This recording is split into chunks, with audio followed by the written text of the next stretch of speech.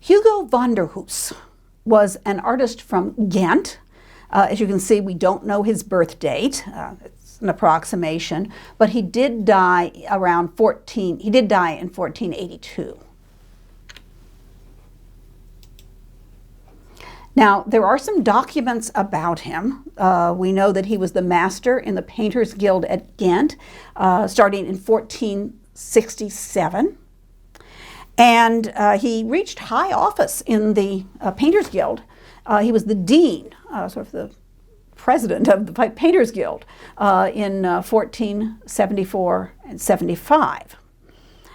He was very famous in his own time, and he had noble patrons.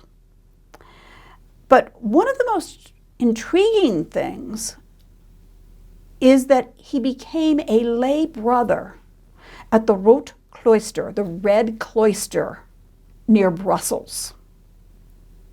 In other words, he entered a monastic order. Now, when exactly did he do that? Most books are going to say 1478. Coster argued for 1475 because one of the other brothers, Gaspar Ophues, who was the brother at the Rood Cloister, the Red Cloister, in the early 16th century, wrote an account of Hugo's life at the cloister and about his mental distress, which we'll be talking about a little bit. And he says that he were novices at the same time. And since Gaspar entered around 1475, Coster argues that Hugo may have entered sooner than we thought. But as I say, most books will say about 1478. It's not something I'm going to test you on. Now,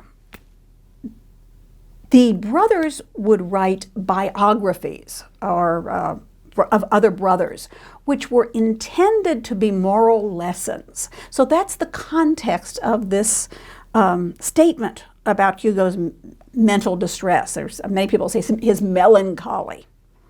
And Gaspar tells us that Hugo was on a trip with other brothers, including a person who was his half-brother in the world. And he had, I guess, a crisis of conscience. He was convinced that he was damned. We would say he had a depression, I guess. And there was actually a suicide attempt, at which, of course, the brothers restrained him and tried to help him. The master of the cloister, of the monastery, decided that it sounded like what had happened to King Saul in the Bible. And the cure, or at least what made that better, was music. So he actually had people playing music for Hugo. There's been a lot written about that event. And he dies the following year of presumably natural causes. The account is written to be a kind of moral lesson of the temptations of the world, and of course the fact that you must go for spiritual remedies.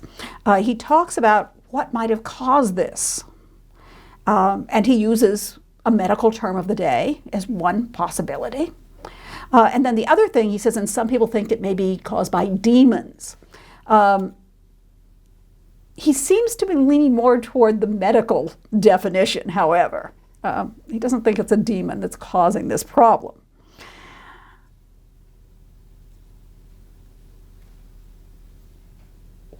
What was the problem? Well, many people feared that they were damned. Many people feared they couldn't be good enough, and they were very, very concerned about the salvation of their soul. And there's a term that sometimes you use today called scrupulosity, and that may have been what was going on with Hugo. There's another person later who says something, he doesn't name Hugo, about an artist who was very upset because he could never equal Jan van Eyck. And so some people have suggested that that was the cause. I'm not so sure, because that's got to do with worldly things, your worldly reputation. And it seems that perhaps Hugo was worried because he did have a worldly reputation.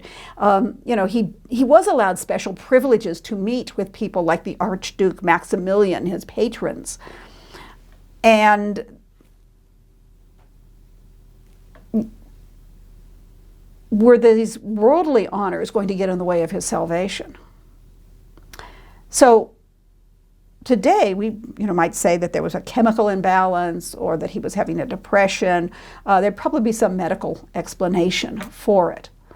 At any rate, because we know about this, many people have been very interested in Hugo's mental state, and sometimes they'll try to read that into the paintings. How far should we go with that? Or is it something else? So let's look at some of his paintings. And some of them, of course, were painted long before this. This is a small diptych, 2 panels. It's in the Kunsthistorische Museum in Vienna. And as you can see, it's around the size of a legal pad of paper, a little bit shorter and a little bit wider. It's about 13¼ by 9 inches. That's each panel. And we think that's fairly early in his career, and we're dating it around 1470. Now, this would have been used for personal, private devotions. On one side, you see the fall of man. On the other side, you see the lamentation over the body of Christ. And we're going to talk about why are these 2 scenes paired, and how does Hugo interpret them. Now, theologically, these 2 subjects are very, very much related, because we see on one side the fall of man, or Adam and Eve partaking of the forbidden fruit, or original sin. And according to Christian theology, it was the original sin, the first sin of Adam and Eve, which was the disobedience in taking the forbidden fruit and eating it. From the tree of knowledge of good and evil. And now, they have eaten of that fruit, and now they know good and evil. That was the first sin. And that sin somehow was passed on to all the descendants, all the human beings in the world, all the descendants of Adam and Eve. And that no human, with the exception of the Virgin Mary, and of course Christ being both God and man, they're the only 2 humans who were ever born without original sin. And that's, in the case of Mary, special dispensation for God, from God. According to Christian theology, as we've talked about this before, mankind could not save himself. And so God decided that only a sacrifice would atone for all human sins. And so God himself becomes incarnate, suffers, and dies to make up for all of the sins of all of humankind, going clear back to Adam and Eve. So essentially, original sin results in the death of Christ.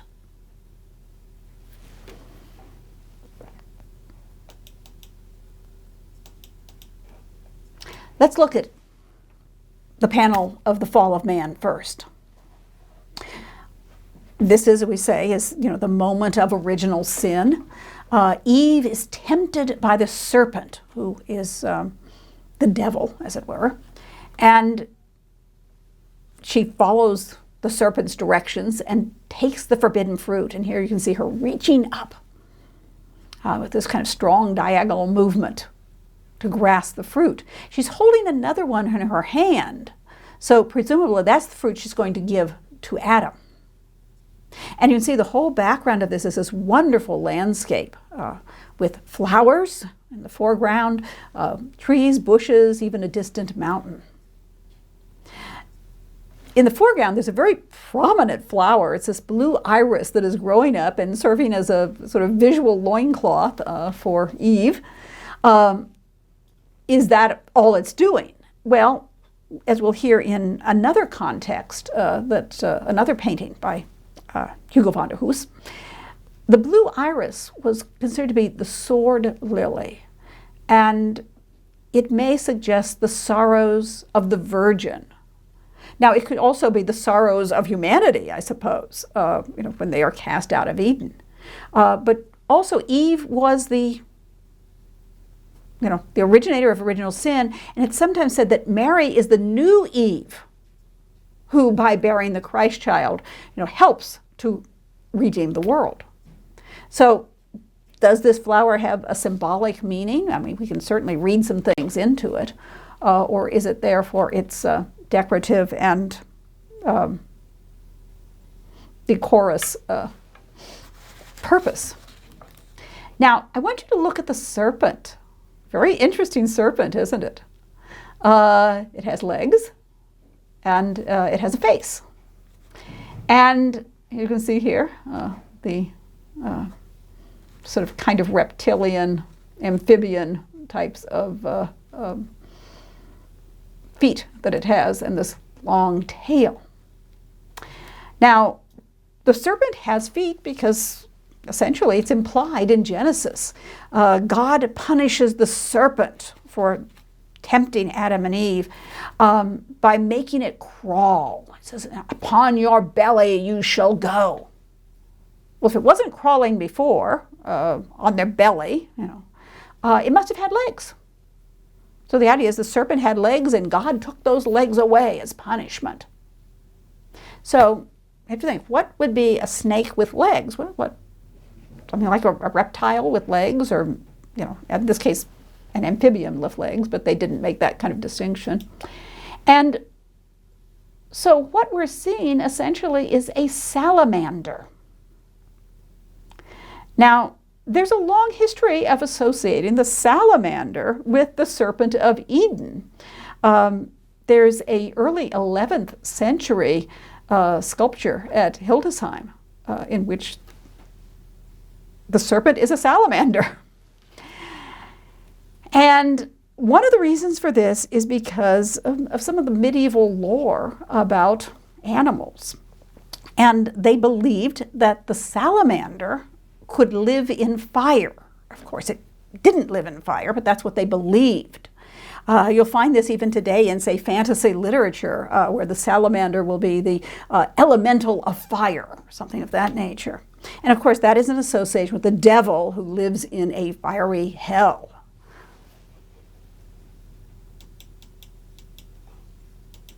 You'll also notice that the salamander has a human face. It's a female face. And there are a number of times in the history of art where the serpent from the Garden of Eden is shown as a female figure. Some of you thinking into the future may be familiar with Michelangelo's serpent, who is essentially a woman with a snake tail. Why? Well, remember who's writing the Theology. It's male clerics. Many of them are monks who are sworn to celibacy. And, they're blaming the women, essentially. If they were to feel lust, they might say, it's the woman's tempting me. It's all her fault, even if the woman had nothing to do with it. But also they say, well, it's because Eve first disobeyed God. She's the first person who took the forbidden fruit. Today we'd look at it and say, well, if they didn't know good and evil, they were naive like a baby, how can you blame her? She wouldn't have had the knowledge or the ability to make that informed choice before she had the knowledge of good and evil. It'd be like blaming a baby, for grabbing something. So, we would look at it somewhat differently. But they said she's the first person who disobeyed God. All human sin comes through Eve. And all women are intrinsically more evil, more sinful than men. And of course, many of the ideas that in some ways still have repercussions today have come down from that kind of attitude toward women. One notable one, of course, is beating your wife. During the Middle Ages, they used to say that you should beat your wife to keep her in line because she's an evil person who has to be controlled by men. And there's still some people who continue to do these things. We hope that more sensible ideas will come into play. Now, some of you may have thought, those figures of Adam and Eve, they look a little familiar. Haven't I seen something like that before? Well, remember, Hugo van der Hoos is from Ghent. And what is the most famous painting in Ghent, which would have been on a altar in the church of, at that time, St. John's, now St. Bavo's, would be Jan van Eyck's Ghent altarpiece. And in it, of course, are the very famous images of Adam and Eve. Now, Hugo doesn't copy them exactly, but I think you can see clearly that the pose of Adam and the general physiognomy is a variant on Jan van Eyck's figure. Now, the legs are in a different position. One of the hands is in exactly the same position, and the figure looks very much like the same type of person that is the model for Jan van Eyck's Adam. Likewise, Eve, has similarities to the painting of Eve by Jan van Eyck. And I should mention something about this. We've seen artists who borrow from Roger van der Weyden or from Jan van Eyck. They didn't have copyright. They didn't have the idea that everybody's got to be original and make up their own things. There was one way you learned was by copying your master and by copying other famous paintings. In fact, some people would probably get commissions to make pictures based on some other work. So there wasn't any onus about being influenced or borrowing from other artists. But it is interesting to us because there we see what people are looking at and how they're interpreting how other people have, in this case, created Adam and Eve.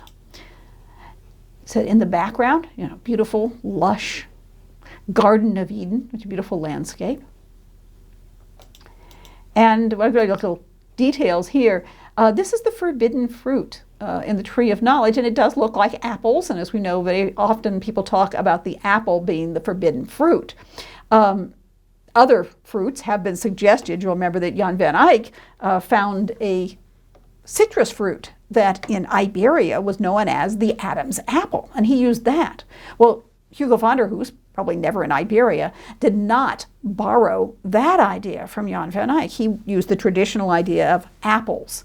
And the reason apples were considered to be the evil fruit is because the word in Latin for apple and evil are very, very similar. Mala and malum. Now let's look at the other side. This shows you the lamentation over the body of Christ. Christ has died. He's been taken down from the cross. He's been laid on the winding cloth. And the followers of Christ are mourning him. Now, we said this is a fairly small painting. It's for personal devotion. And a person would look at this, they would be reminded of original sin, and they would see the result of that sin, which is the death of Christ. The reaction is that they are supposed to feel the same kind of sorrow that the followers of Christ, that Mary, the holy women, John, Nicodemus are experiencing, Joseph of Arimathea.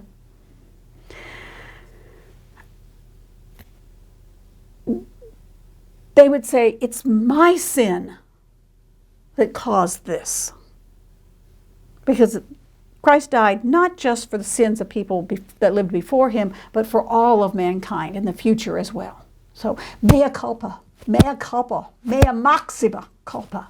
My guilt, my extreme guilt, which of course is part of the Mass, but it's also part of the way you might approach a work of art like this. You'll notice you're very, very close to the figures. There's not a whole lot of foreground space. There's Mary Magdalene on one side, there's the feet of Christ on the other, and the figure which is presumably Nicodemus there in the lower right corner. And that we're right up there, almost as though we could be part of the group we would say in our imagination. But you could become present by thought. And this was what the devotions of the time called for. That you could walk with Christ, walk with Mary, live with them, interact with them.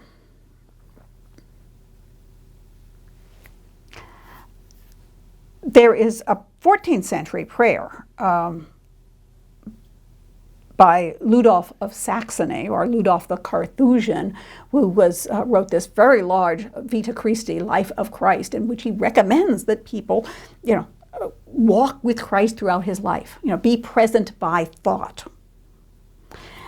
And in this prayer he says, Lord, make of me a Joseph of Arimathea. In other words, identifying himself with the figures. There's another one where it says, make of me a holy woman. It doesn't quite express it that way, but like the holy women, he finds analogies with virtues and what they are doing. So we see the suffering, we see the despair of Christ's followers, and that is the example for the devotee who is saying his prayers and meditating on this painting. You could also see there's a kind of cross shape in the composition. We see the cross of Christ up on the hill, silhouetted against the sky.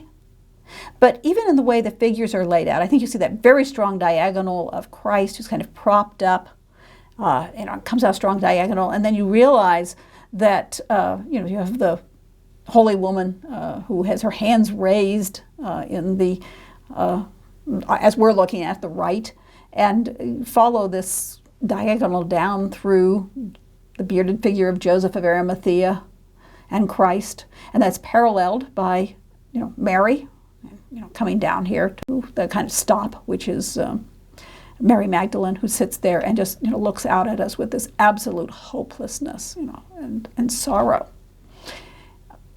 Now, and then of course John, who is holding Mary. The lines of his body follow the lines of Mary's body. So repeat this diagonal. But there's another implied diagonal going the opposite way. And if you look at the arms of John, and then they're continued with the arms of Mary, we can see a kind of diagonal from the holy woman who's wiping her eyes with the edge of her scarf. And that goes down through John and Mary and their hands reaching toward Christ, and then ends up visually with the kneeling figure who we often identify as Nicodemus at the bottom. Some people want to say, well, how can you tell whether it's Joseph of Arimathea or Nicodemus? There is a tradition that Joseph of Arimathea holds the head of Christ and Nicodemus holds the feet. So sometimes that's how we identify them. Okay. Now, we've talked about the influence of Jan van Eyck. There's also influence from Roger van der Weyden. And you'll remember that Roger was one of the most copied, most influential artists of his generation. We often talk about Jan van Eyck and Roger van der Weyden as being the founders of early Netherlandish art. And their tradition goes on with, in a sense, generations of artists. So we have these more elongated figures. We have that expression of sorrow and suffering and the different ways of suffering. Roger van der Weyden is very, very famous for his paintings of the passion of Christ and the suffering of both Christ and his followers. And so let's look at some of the little details here so we can see some. They're not exact copies. It's not painting this exactly. But there is a detail of the mourning holy woman wiping her eyes. And Hugo has taken that motif and changed it around a little different, but it's the same thing. And you might notice that this holy woman is mourning over the nails of the cross, and the woman next to her also is holding a nail and meditating on it and weeping. The other little detail that I'm showing you is from another painting by Roger van der Weyden, which is the Scorial crucifixion, and it's Mary.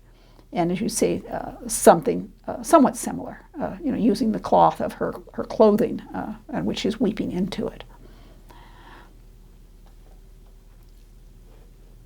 Then this is the Virgin Mary on the right.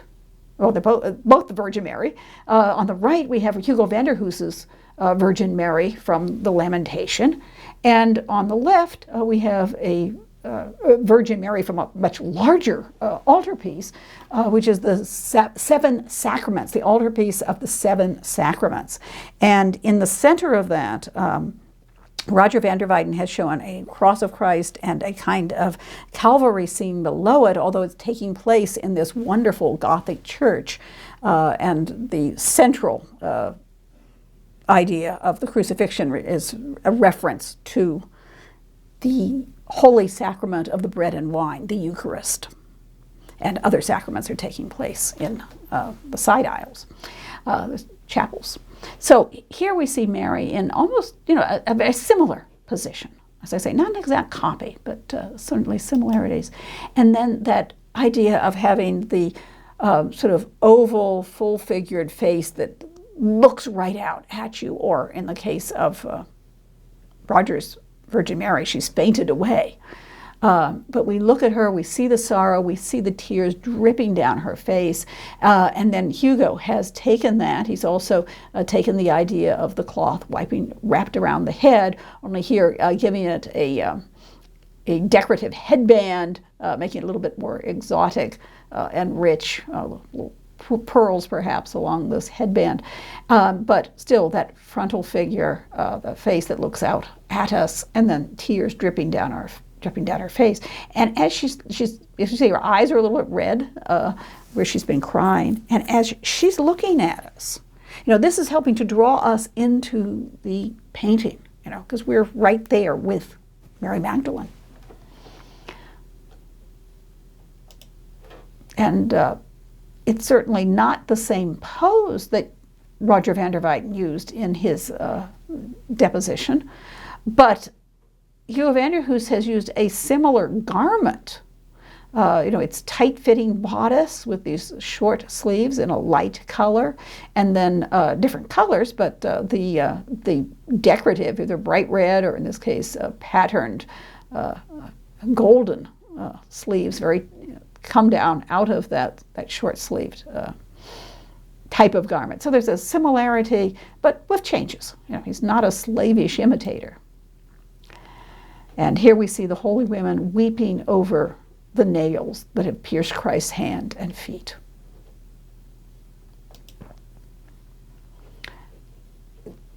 In some early Netherlandish paintings, over time, the painting surface has become more transparent.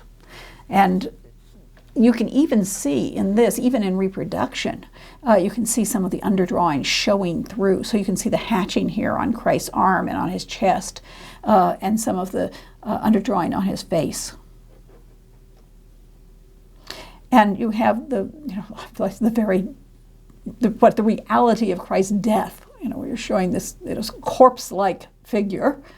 And then there is this face of Nicodemus who looks, extremely realistic. He's not just a type. And it has been suggested that Nicodemus here is a self-portrait of Hugo van der Hoos.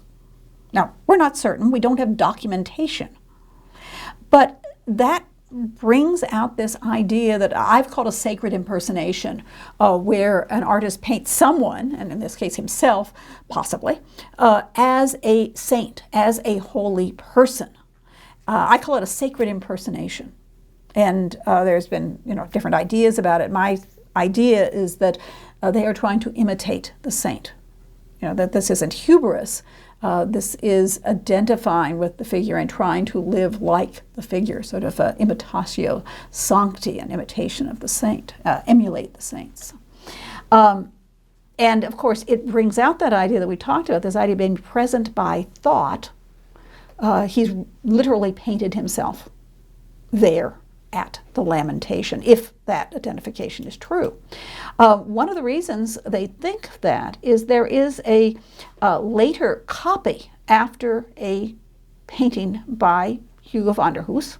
It's a copy after St. Luke. And if you remember, St. Luke was the patron saint of painters. We talked about the idea of Roger van der Weyden possibly painting his self-portrait as St. Luke. And so there seems to be an idea that an artist may want to show himself when using his physiognomy when he is painting the patron saint of painters. As I said, there's a copy after it. People think it's probably a very good copy.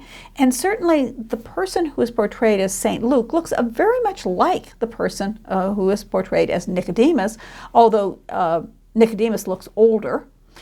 He has more sags to his face and more wrinkles. Maybe clean that up a bit if you're showing a saint. And perhaps, too, the moments are different. I mean, Nicodemus is experiencing that great sorrow and suffering. But there is certainly some similarities in the features, even though Nicodemus looks, as I say, older. Once again, maybe a self-portrait. We do not know for certain. Now, a diptych would be hinged, and you can fold it up and store it somewhere or carry it around with you if you're traveling. And very frequently, the outside of the diptych would also be painted. Sometimes they have coats of arms, and very frequently they'll have something else on the outside of a diptych. In this case, it is a grisaille painting of Saint Genevieve. And you can see her in a little niche with sculpture carving over it. Once again, when we think of that tradition of Roger van der Weyden using niches, well, of course, Jan van Eyck used a niche with Adam and Eve, and he had little sculptural figures up above them. So there's also, you might say, a reinterpretation of this concept that's coming out of Jan van Eyck and Roger van der Weyden. And then, of course, we have the figure as grisaille, as though it were an unpainted statue standing in the niche. Now, Saint Genevieve was, I think, a 5th century saint in the area that is now Paris. And she is supposed to have negotiated with the various Huns and various attackers, armies that were coming in, and have saved her city. In her legend, she prays. She's very, very devout. She prays all the time. But the devils are always there, even trying to tempt saints and give the saints a hard time and make it harder for them to do their devotions. So as she prayed, even way into the night, devils would blow out her candle. So here she's reading her prayers, reading maybe her Book of Hours, which they wouldn't have had in the 5th century, of course, but her devotional texts. And the devils are trying to cause trouble. And so here you have this little devil with his cheeks puffed out as he's blowing that candle out. Only it doesn't work. Because St. Genevieve would simply restore the flame with her prayers. It's a miracle.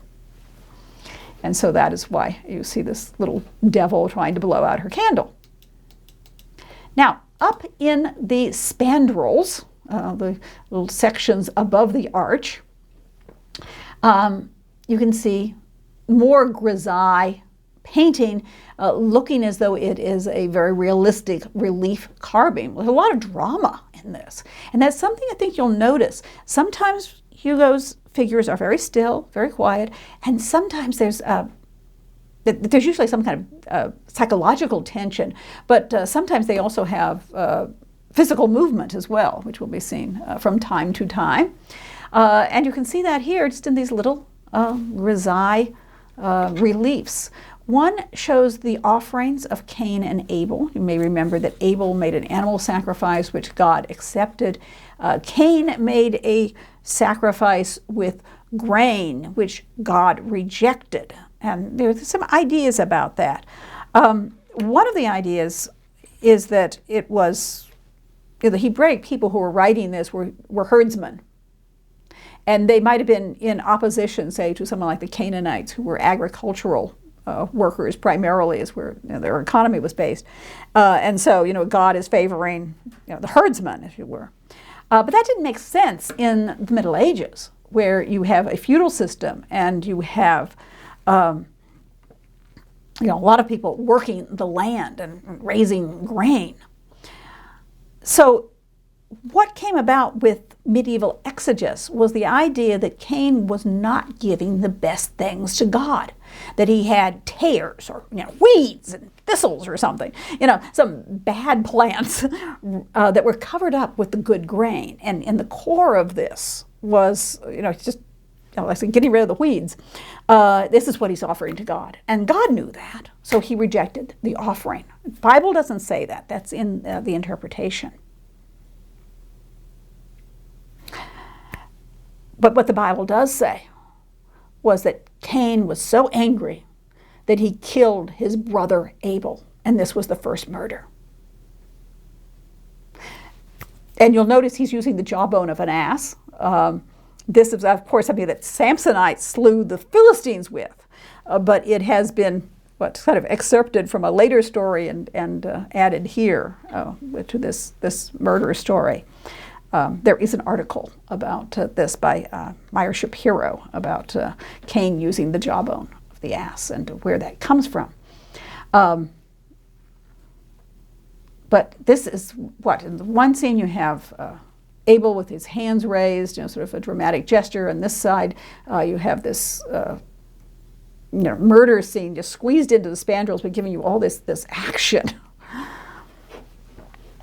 Now, this is referring, of course, to the sins of human beings. And, the saint is someone, she doesn't redeem the sins of Cain and Abel, but she is a saint who is departing from that tradition of sin and, is someone who is doing the good, trying to break that tradition of murder.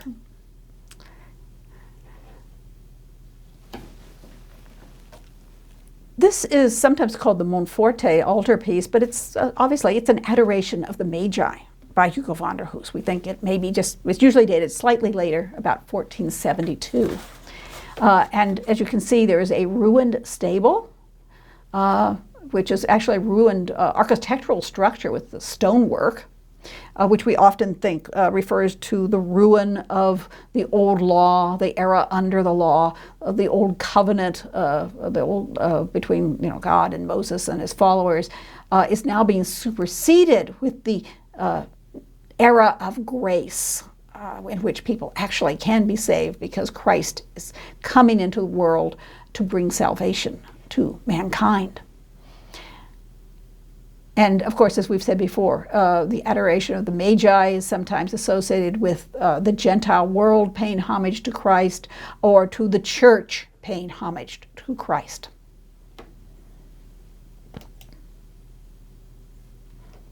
And here we are seeing close up Mary holding the child. Interesting enough to me, this child is not looking at the magus. Usually the child is blessing the magus, or the magus is kissing the child's feet, or its hands, or maybe he's looking at the gift. There's a lot of different ways you can show the Christ child on Mary's lap as the eldest magus kneels before him. But here, the baby is actually looking out at us. So there's the connection with the viewer. He doesn't look very happy about it. He looks like a little baby, who's not completely in control of his limbs yet. He's newborn. And Mary, is very serene and beautiful. Of course, we see the eldest magus adoring Christ child. Below him, we see the gift of the magus, and this, of course, is the first wise man brings gold. Some of you know the Christmas carol that is often sung today about the three wise men. We three kings of Orient are, and that's a modern song. But if you go through all the verses, I was fascinated because the meaning of the song follows medieval exegesis, even though it's a modern song. And gold symbolizes the kingship of Christ. And the myrrh, his suffering and death, and the frankincense, his divinity. You also see in a number of paintings the Magi's, the Magus's in this case, a jeweled hat.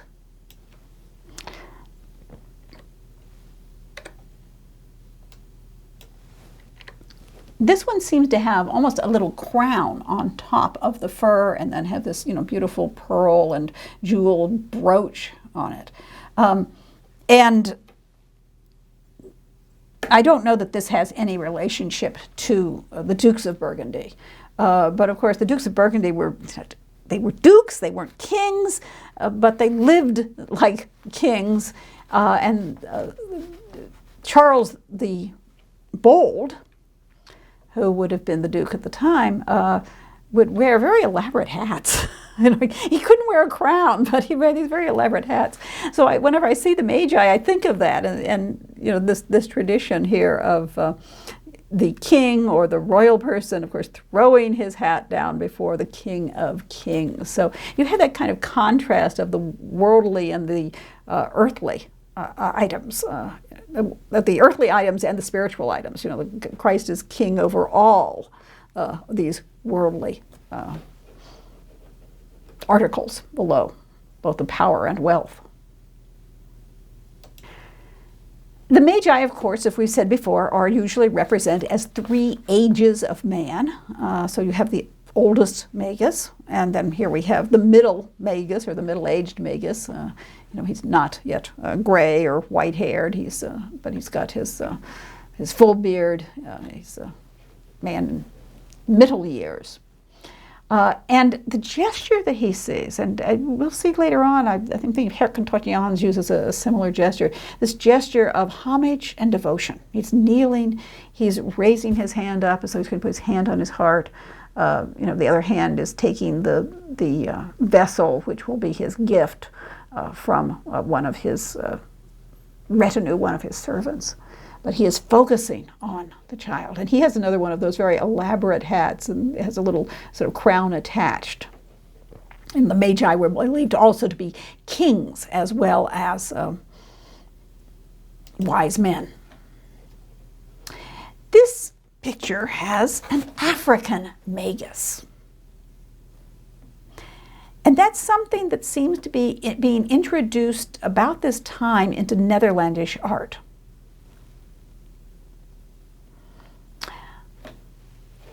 Previously, we've seen African attendants to the youngest magus.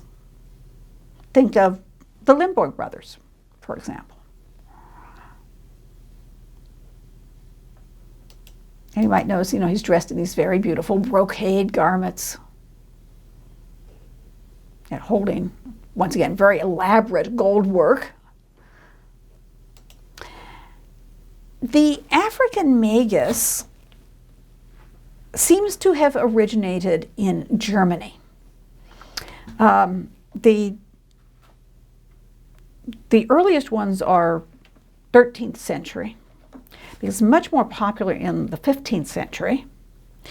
And it is thought that perhaps Hans Memling, who was German by birth, and becomes a Netherlandish artist by, I guess, adoption, in the sense that he adopts the Netherlandish style. He comes into the Netherlands and works with, we believe, we worked with Roger van der Weyden, and sets up his workshop in Bruges.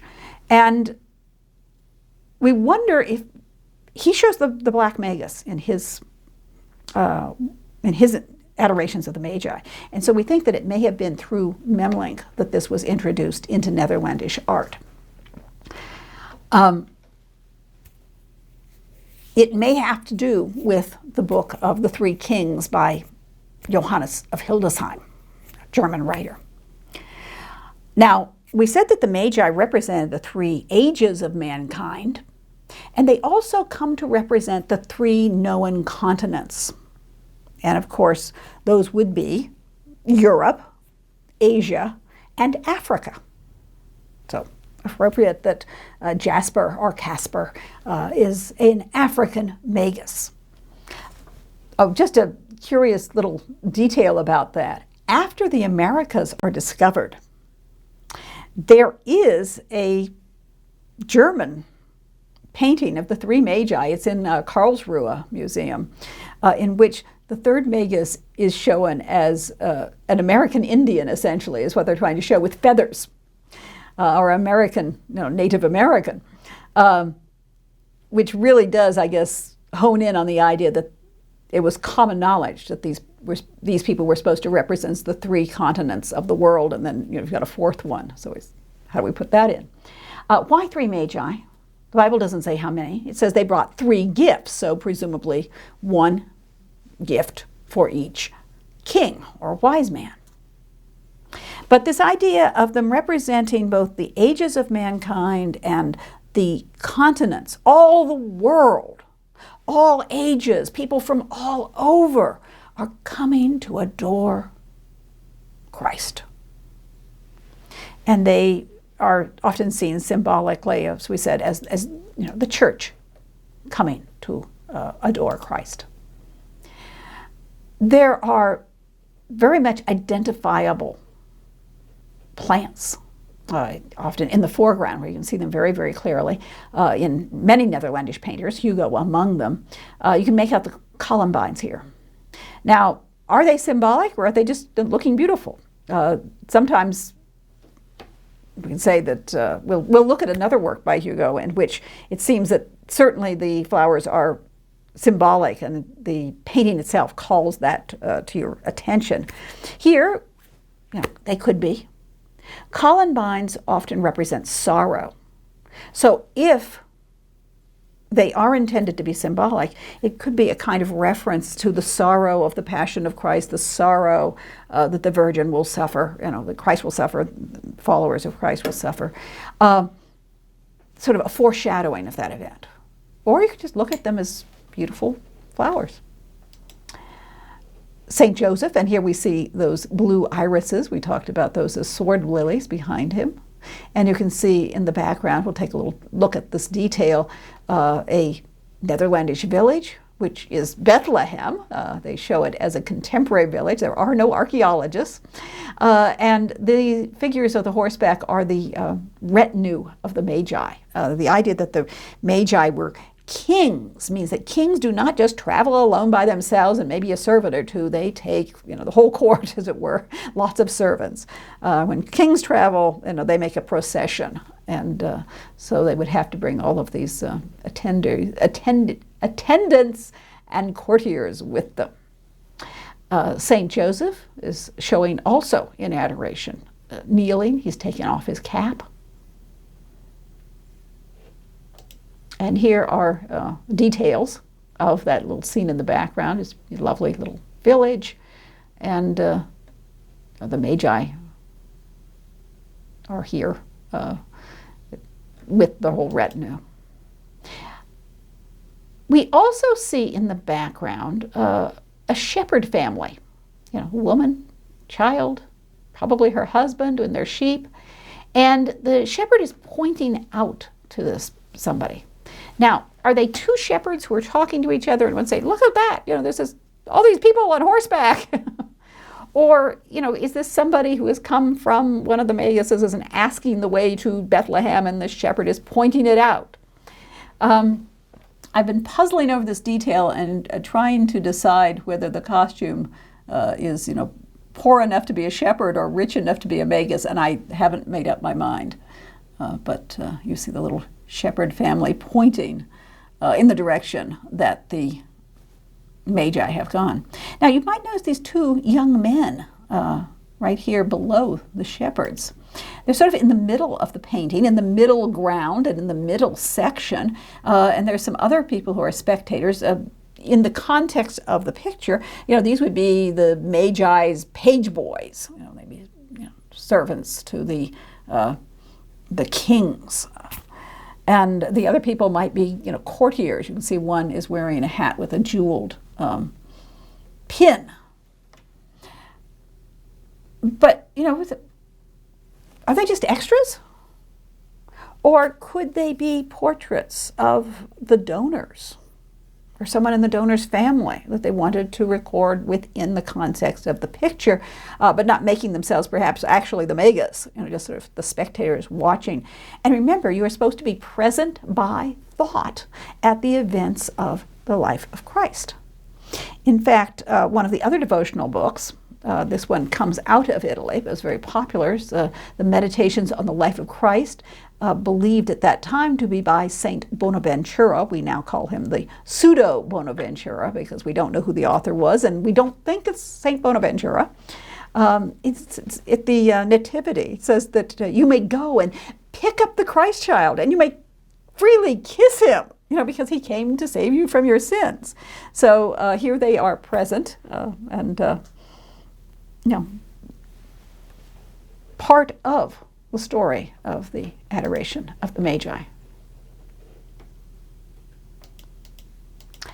The most famous painting by Hugo van der Hoos is an adoration of the shepherds and an adoration of the Holy Family also, and angels and shepherds are all adoring the Christ child.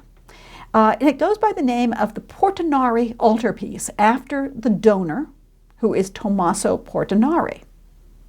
And we'll be hearing about him a number of times because Portinari bought early Netherlandish paintings. And he has commissioned paintings both from Hugo van der Hoos, this very, very large altarpiece, which is now in the Uffizi Gallery in Florence. And he's also commissioned work which we have from Hans Memling. So we'll see those later. Now, let's start at the outside. On the outside, you have, once again, this tradition of showing an Annunciation on the outside and having the colors subdued. So you have a grisaille painting of the Annunciation. And once again, it's shown as though the two participants, the Virgin Annunciate and the Angel Gabriel, are unpainted stone statues in niches. But you'll notice that they're more lively than would be very easy to carve in freestanding stone statues. The angel looks like he's flowing in and just lit.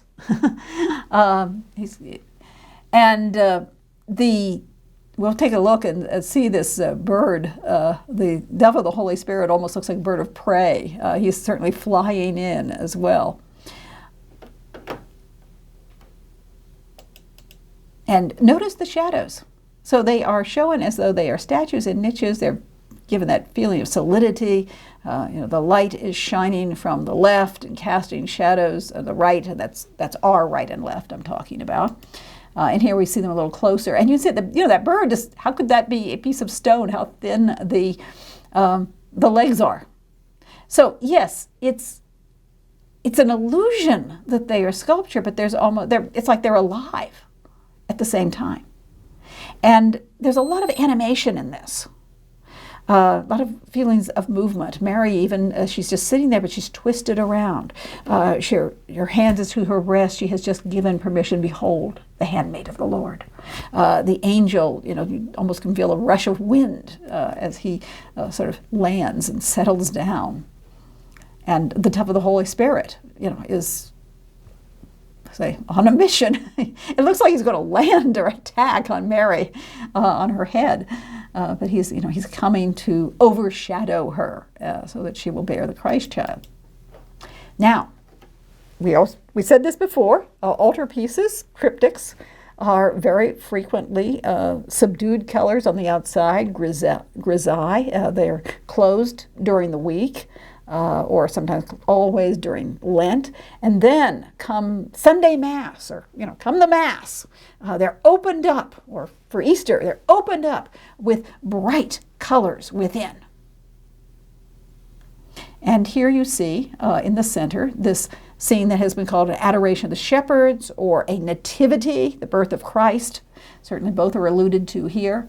And then on either side you have the donor wings. So let's talk a little bit about the patron. Incidentally, that particular portrait of the patron is painted on another support, which then is attached to this painting. The wife is, we've got an underdrawing, and she's painted directly on the panel of the rest of the painting.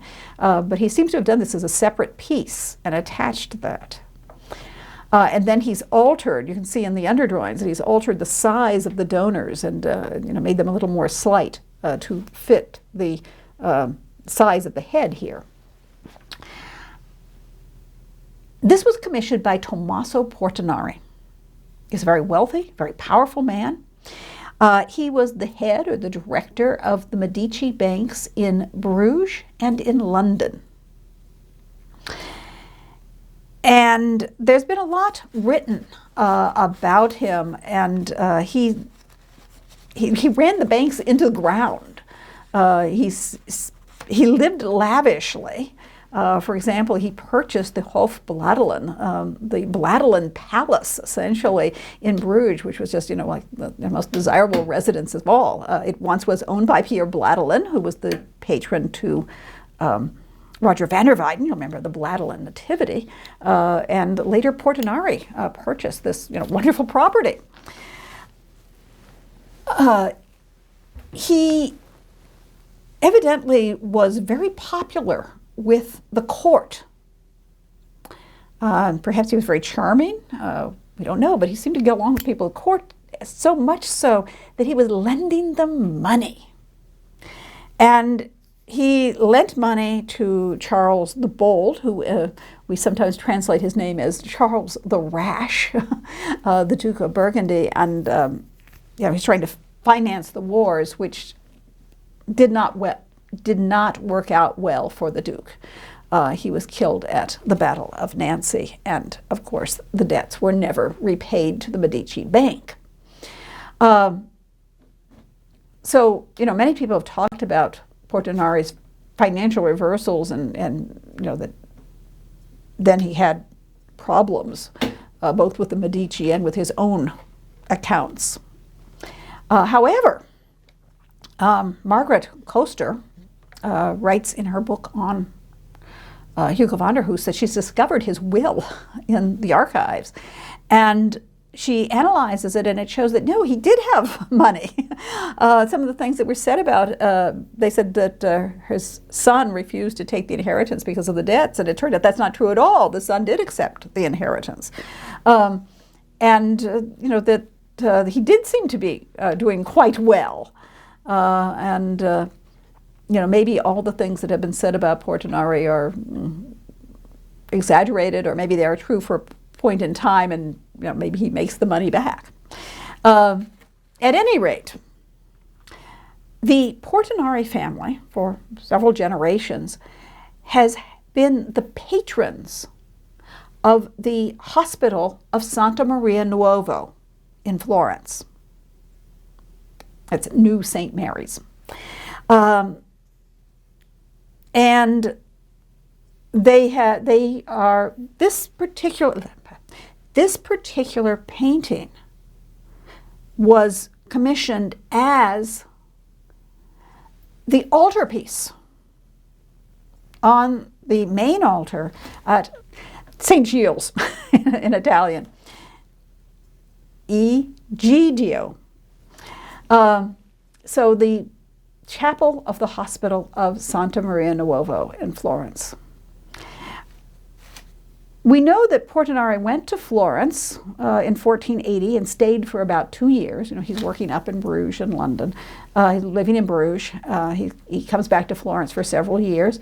And it's been suggested that perhaps that's when he brought the Portinari altarpiece with him. Of course, it could have been shipped. It didn't have to go with him and his baggage, but it could have been shipped some other time. But that's been just one idea. And I often will read that it was placed on the altar in 1483. They try to date the altarpiece from various things, such as him returning to Florence, when it is first seen, when it's first mentioned in documents, when it's first seen in Florentine influence in Florentine painting. One way that they sometimes try to date the painting is the ages of the children, or just how many children are represented here. The Portinaris, Tommaso Portinari married Maria Baroncelli, a very prominent Florentine family. She was about 14 and he was about 38 at the time, or 39, something like that. So there was a large difference in their ages. She gave him many children. I was trying to find out about how many, but I didn't get a total number. But she seems to have been almost perpetually pregnant and lived to tell the tale. At least she didn't live as long as he did, but she did live through a number of pregnancies, which was probably what killed more women before modern times than anything else. So we see that there are 3 children. The oldest child, Margherita, with her mother. The 2 oldest sons, Antonio and Pigelo, with their father.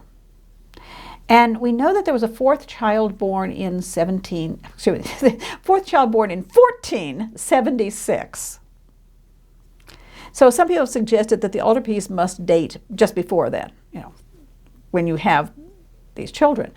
Some people try to do it by the ages, and then they have to push it back a little bit because the children look older than it would be at 1471, 75. We do have a definite terminus ante quem, in other words, the date before which it has to have happened, which is 1485. Not that it was done in 1485, it was done before then. Some people will say in the 1470s, some people will say in the early 1480s. But it had an impact on Florentine painting. This is in a place where people could go and see it. It was evidently a fairly famous painting, a very large painting that had come down from the north. And Ghirlandaio, Domenico Ghirlandaio, who is one of the leading painters in Florence near the end of the 15th century, borrowed, and then I guess we would say adapted, the 3 shepherds from the Portinari altarpiece and used them in his painting of the Adoration of the Shepherds, which is the altarpiece in the Sassetta chapel, that's the donor's name, in the Church of Santa Trinita in Florence. And that particular painting is dated 1485. So we know that the Portinari altarpiece was in Florence and visible to artists by 1485. So in the 70s or the 80s, somewhere is when it was painted. There is a detail where you can see what we're talking about, the shepherds, these 3 very distinctive shepherds who have rushed in to adore the Christ child.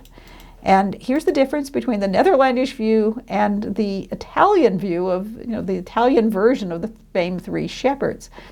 As you can see, Hugo has a lot of action And his figures look very, very coarse and just peasant-like. Ghirlandaio has softened that. They are devout and quiet, and there's no rush about it. They're going to be there perpetually adoring, I guess. Now, let's talk about the center panel of the Portinari altarpiece. And just generally, let's look at this adoration of the shepherds, or the adoration of the Christ child, by the shepherds and by the Holy Family and by the angels. We see Christ here in the center. We'll look at him in detail in a moment, lying on the ground. Mary, in this rich blue garment, is kneeling with her hands pointed downward. You'll remember the gesture from Roger van der Weyden, which other people then would use.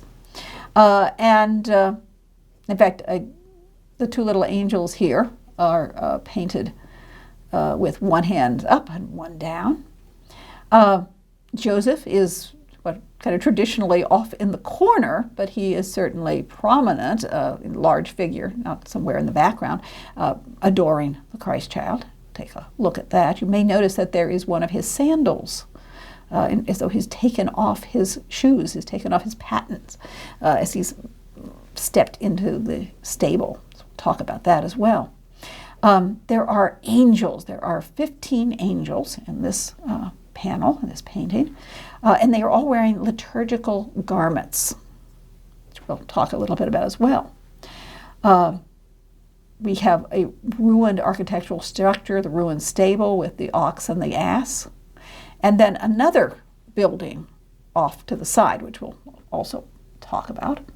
And then we have the three shepherds, probably as a parallel to the three Magi, but there's another one as a fourth one coming up behind, and actually there's a little part of another one which you can barely see next to the person who's rushing up from behind. And then of course the Annunciation to the shepherds on the distant hillside.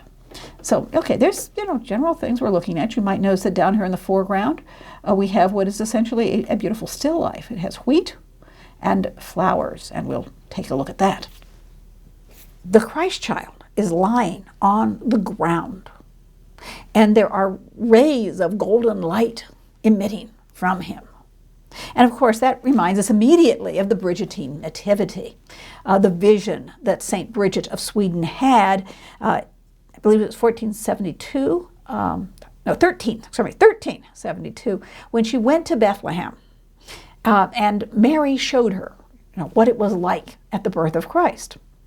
And this had a strong impact on artists, starting in the very late 14th century and then going into the 15th century, in how the Nativity was shown. And we often see Christ lying on the ground, naked and shining, as it says in the vision of St. Bridget of Sweden. Now, Hugo has not followed the Brigittine vision exactly.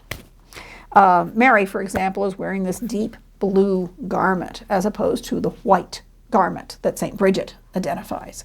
And Joseph is not holding a candle as he is in many, many Netherlandish paintings because St. Bridget compared the light coming from the child to the light of the candle that Joseph had lit, and the natural light of the candle was nothing to the radiance of the child. So there is certainly a reference to the Brigittine Nativity, and you can see you've got all this space around the child, and everyone is focused on the child. Christ is the smallest figure, and the artist had to figure out ways to draw your attention to him. One was Roger van der Weyden's pointing gesture of Mary's hands pointing down toward him. Here, just by isolating him and make him the focus of the gaze of just many, many figures, we look at the Christ child. But we want to look at the shepherds too. Once again, we'd see three shepherds, and you can see there's more. There's another one, who seems to be running up behind them, and this little head that's pretty much lost behind the hand and arm of the other shepherd. Coaster suggests that figure may be Hugo van der Hoos, sort of pointing himself in a very tiny little position in the painting. But we do see these three different ages, just like we had the three ages of the Magi. It's not traditional to have three ages of shepherds. You can, but sometimes that's not distinguished here. But there is here, certainly. And at the same time, these seem to correspond to three levels of devotion, different ways that you can adore the Christ child. The eldest shepherd has come in and he's kneeling, his hands are together. He has reverent understanding on his face. He's very calm about it. He realizes what this is all about. The second oldest Magus, he's of adult years, but not terribly advanced in age. His hands are wide in wonder. It's like, wow, this miracle's happening. Maybe he's not as calm as the oldest person who has the wisdom of the age, of his age. And then the youngest Magus, who, he looks like a clodhopper, you might say.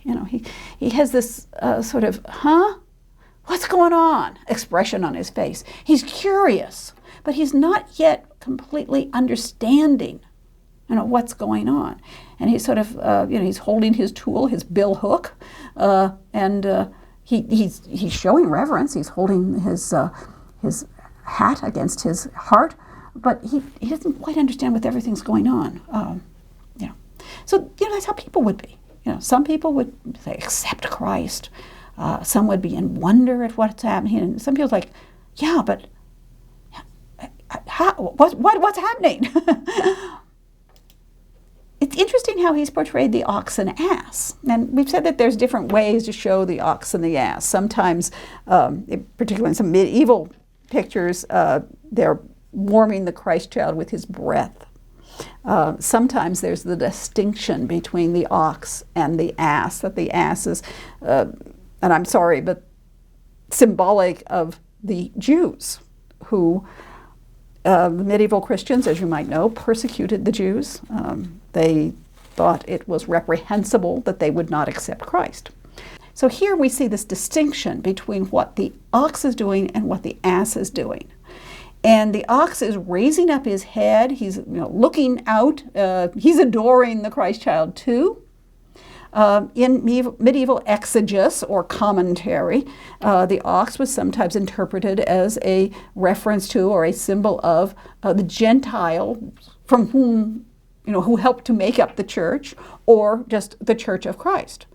And then the ass was sometimes relegated to symbolizing the synagogue or the Jews who did not accept Christ. And so here we have sometimes the ass is looking away, or it's just much more interested in the worldly aspects of, eating the grain rather than paying homage to Christ. So there seems to be a little bit of a distinction there. Why the ox and ass? There is a verse in Isaiah that says, the ox knoweth his owner, and the ass his master's crib. But Israel hath not known me, and my people hath not understood. And of course, the Christians kind of mine the Old Testament for verses that they can see, with hindsight, as prophecies of the coming of Christ. And so the ox knoweth his owner, the ox knows his Lord. It says the ass knows his master's crib, presumably his master's manger, where he's fed. And that could be interpreted as, I know where I'm fed, but then he is analogous to Israel, to the Jews who do not know or do not accept Christ. And that's how it was interpreted in the Middle Ages and the Renaissance, of course. Now,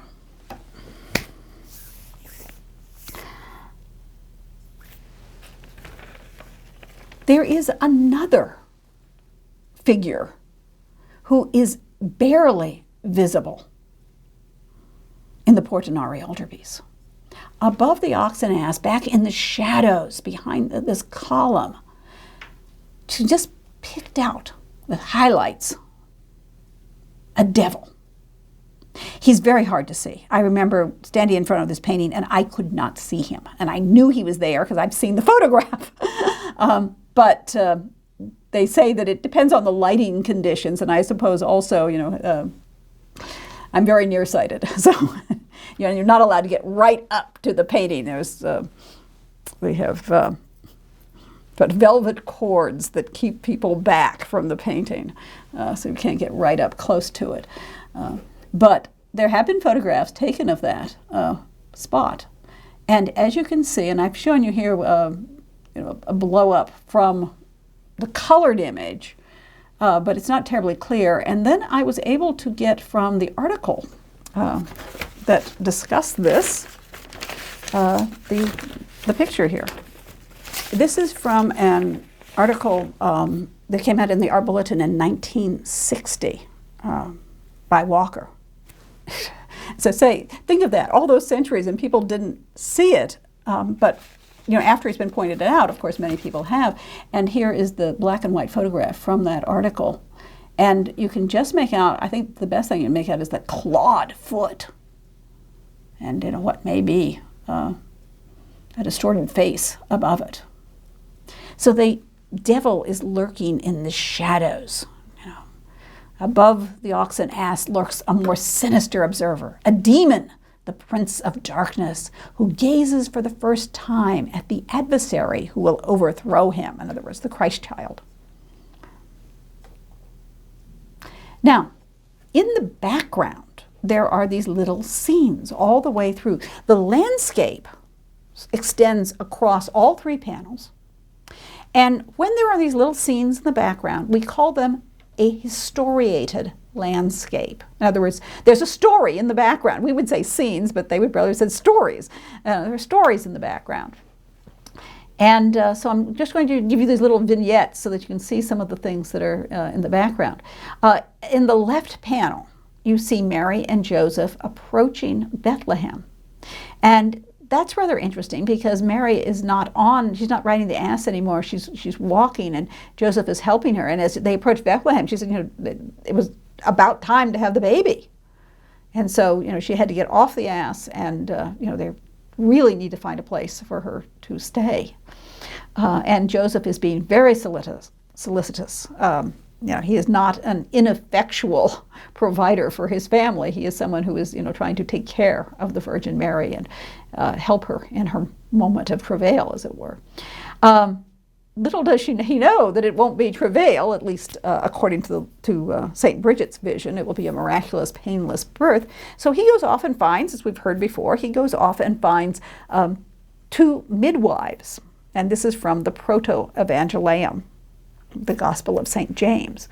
And so there are two female figures in the background, and it has been suggested that they are the midwives. They've come and now they're leaving.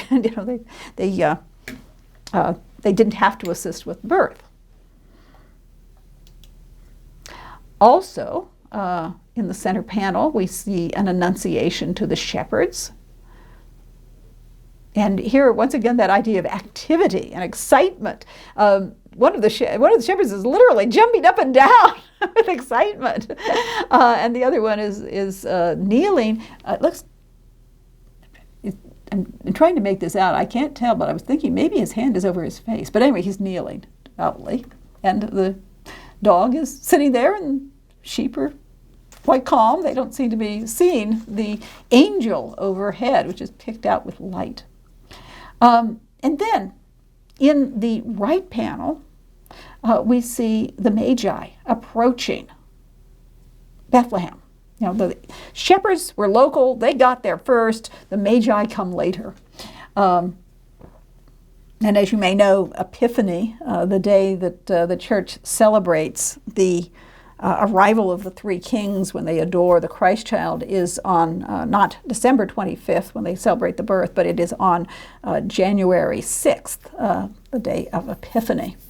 And so you can see the very small Magi riding horses in the background. And up front, one of the servants has come ahead to ask directions. And as you can see, there's a peasant here who's kneeling and he's just now going down on his knees and he's gesturing, presumably telling them where to go, at least to find Herod and hopefully to find the Christ child eventually.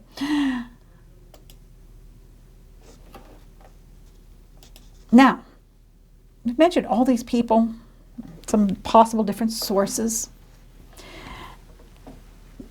But this painting has also had a lot of literature written on it about its symbolic content. And although some of the things we might wonder about, we'll make some suggestions and you can think, is that going too far? Or yeah, that seems to work. One thing that's very clear is that you have this sheath of wheat that is put down in the foreground. And it's lying in the finished version parallel to the Christ child. And then you have these beautiful flowers. They're in vases. They're scattered on the ground. And they're right there very prominently in the foreground. There's no reason that you would have these. If you want to put flowers in just to make it pretty, you could just have flowers growing out of the ground. And so this really does suggest that there definitely is a symbolic content to those still life objects, we might call them. But let's look at some of the other things in the building, in the painting. Hugo's altarpiece is well known for its symbolic content. The ruined stable. The ruined stable is traditionally associated with the old law of the synagogue, the era under law, which comes to an end with Christ's birth in the era sub gratia, or under grace. Now, the building behind Mary, besides the ruined stable, has been identified as David's palace. And here you see the detail where you see a lyre, a harp, essentially, like a kind of coat of arms over the doorway in the tympanum.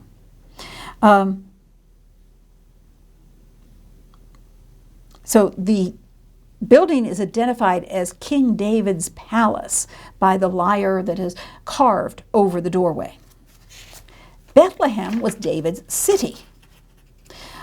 And Christ was believed to have descended from the line of David, as prophesied that the Savior would come from the descendants of David.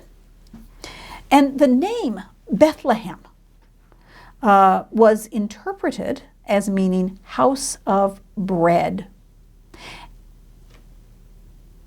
and connected with the, and I'm quoting here, the living bread which came down from heaven by St. Gregory. St. Gregory made this connection between the name Bethlehem as the house of bread and the Eucharist, Christ, who is the living bread who comes down from heaven. Now, Hugo has made the Eucharistic significance of this very, very clear by placing the sheath of wheat in the center foreground, which would be right above the altar, parallel to the altar. And he's directly below the Christ child. Now, this seems to be a clear analogy. Christ is the living bread that came down from heaven. Christ is the host, and the word comes from ostia, which means sacrifice or victim.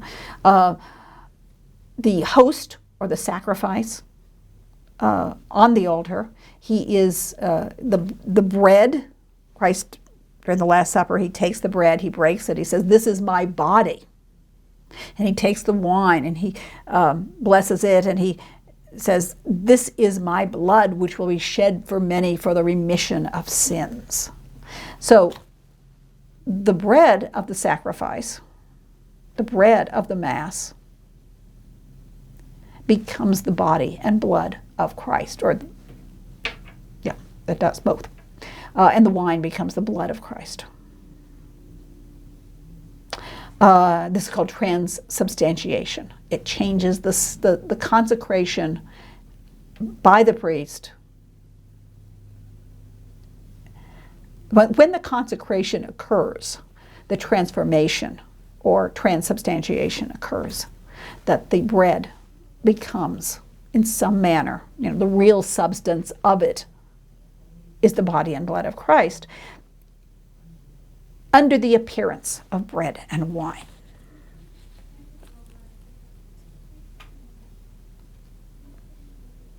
Now, in front of the wheat, there are two containers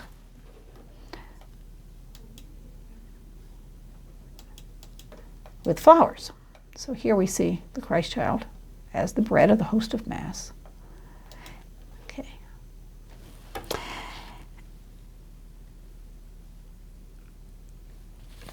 In front of the wheat are two containers with flowers. One is a Spanish arborello, and that is this ceramic vase. They were imported for Spain, and they were usually used as apothecary jars. And remember, this is a painting for a hospital. I should probably talk to you about that a little bit. A medieval hospital is not the same as a modern hospital. And a medieval hospital usually takes in the poor people, or sometimes travelers who are away from home and they have no one to care for them. If you are middle class, or you have enough money to hire somebody, or you have a family, or you're upper class, you stay at home when you're sick. And you have, your family tends you. If you need to have a physician, if you can afford one, you bring one in. But you don't go to a hospital. It's not a place of scientific medicine. That's far in the future. But people who are destitute go to hospitals. And that's why it is a charitable foundation. This is why it's one of the good deeds that helps people get into heaven, to be the patron of a hospital. And they are staffed by, in this case, I believe nuns. They're staffed by male and female religious. Some are staffed only by male, some only by female, and some some hospitals have a mixed gender their staff. But they're people who take the vows of poverty, chastity, and obedience. So they are religious institutions. Now,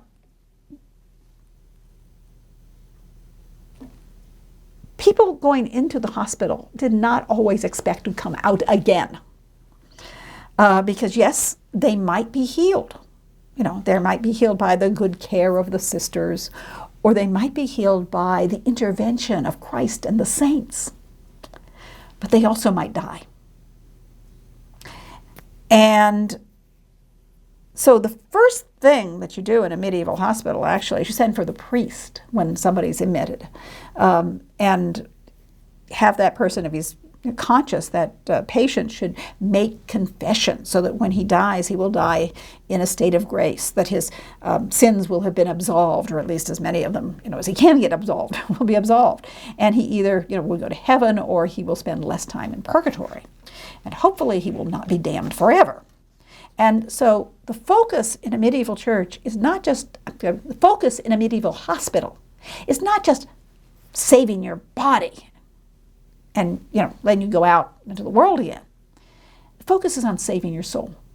Whether you die in the hospital, it's pretty likely, or you go out again to the world and die later, you still are trying to save that person's soul.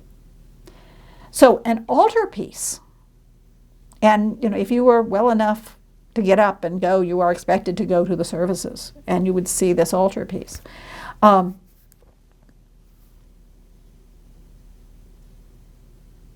altarpiece serves a spiritual function. There may also be references to Christ as the remedy, Christ as the physician who will save you both spiritually and physically. So we're going to have, of course, a lot of religious imagery in the hospital, and thinking about it in the hospital content, the hospital context, where it is crucial that the people avail themselves of the spiritual benefits of the church, make confession, prepare for death. Okay, back to the apothecary jar, which, as we say, it was an apothecary jar. And so, this may very well remind us of the hospital context, and medicine may have come in jars that looked very much like that. But here's serving as a kind of vase. You will notice that on the jar there is a design that has been painted, and it's grapevines, which refers to the wine of the Eucharist and to the blood of Christ. We see the irises, the sword lilies,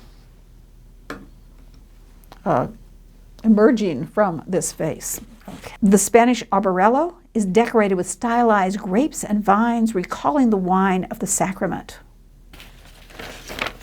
The flowers are also symbolic, foreshadowing the passion of Christ. The scarlet lilies, they look kind of orange in this reproduction. That happens. Different photographs sometimes alter colors a little bit. The scarlet lilies refer to the blood of Christ's passion. The blue iris, called the sword lily, is directly below the Virgin, who is also dressed in dark blue. So you see, she's wearing this rich blue. There's the iris below, and then there's you can see the columbines and the violets, also in similar colors. And the name of the iris would be the sword lily. In English we talk about the gladiola as the sword lily, but in Dutch it would be the iris. And that is directly below the Virgin. The sword lily represents the sword which pierced the Virgin's heart. Now that's not a literal sword. At the presentation of the Christ child in the temple, Simeon prophesies that a sword, a figurative sword, will pierce Mary's heart. In other words, she'll experience all of these horrible pain and sorrow at the death of her son.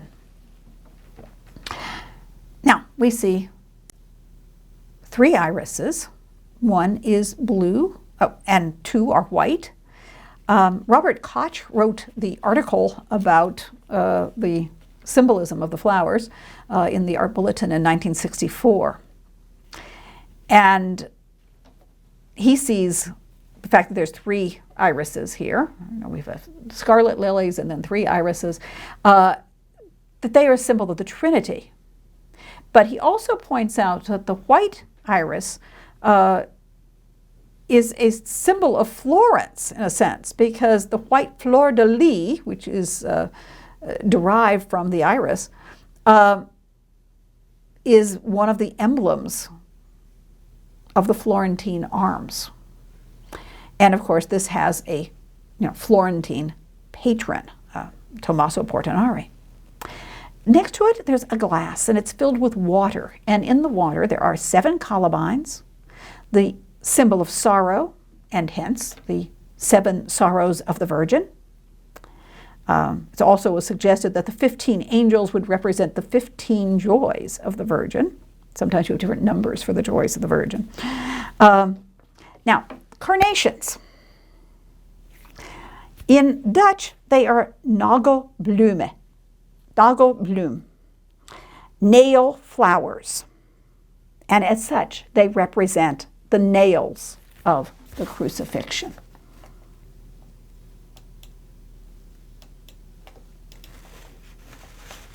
But also the color red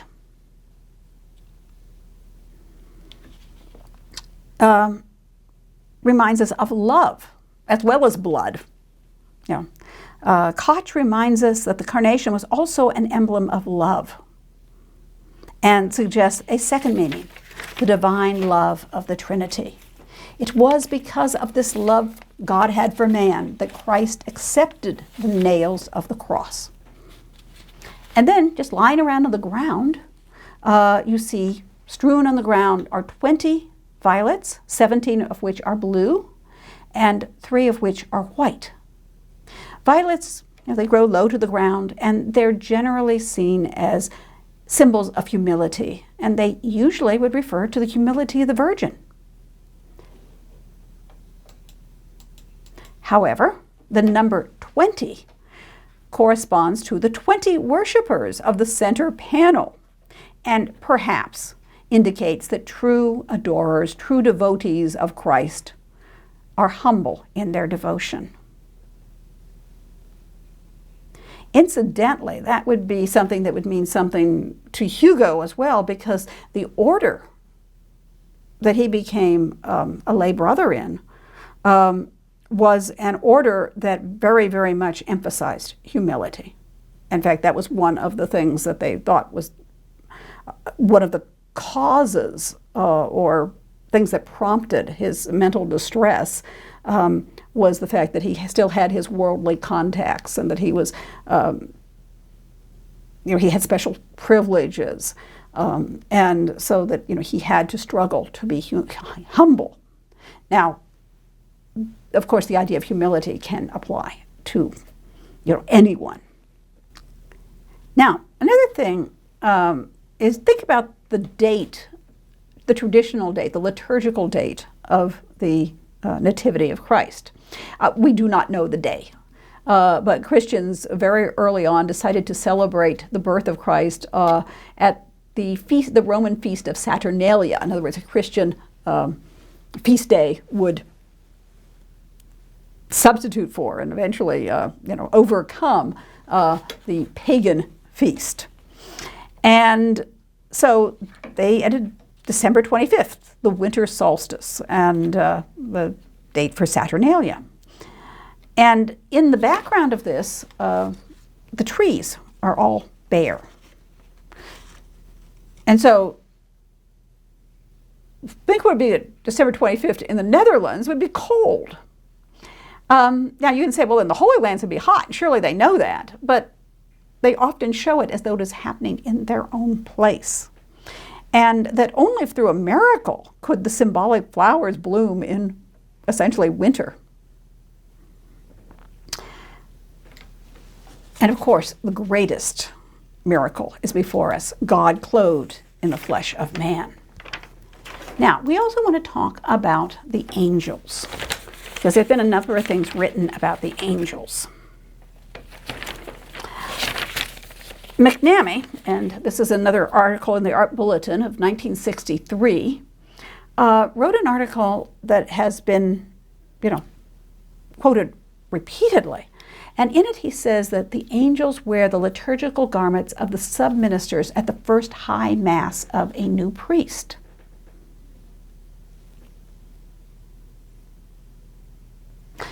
But then he says it's not just any mass, but the first solemn high mass of a young priest. But none of the angels wears the chasuble.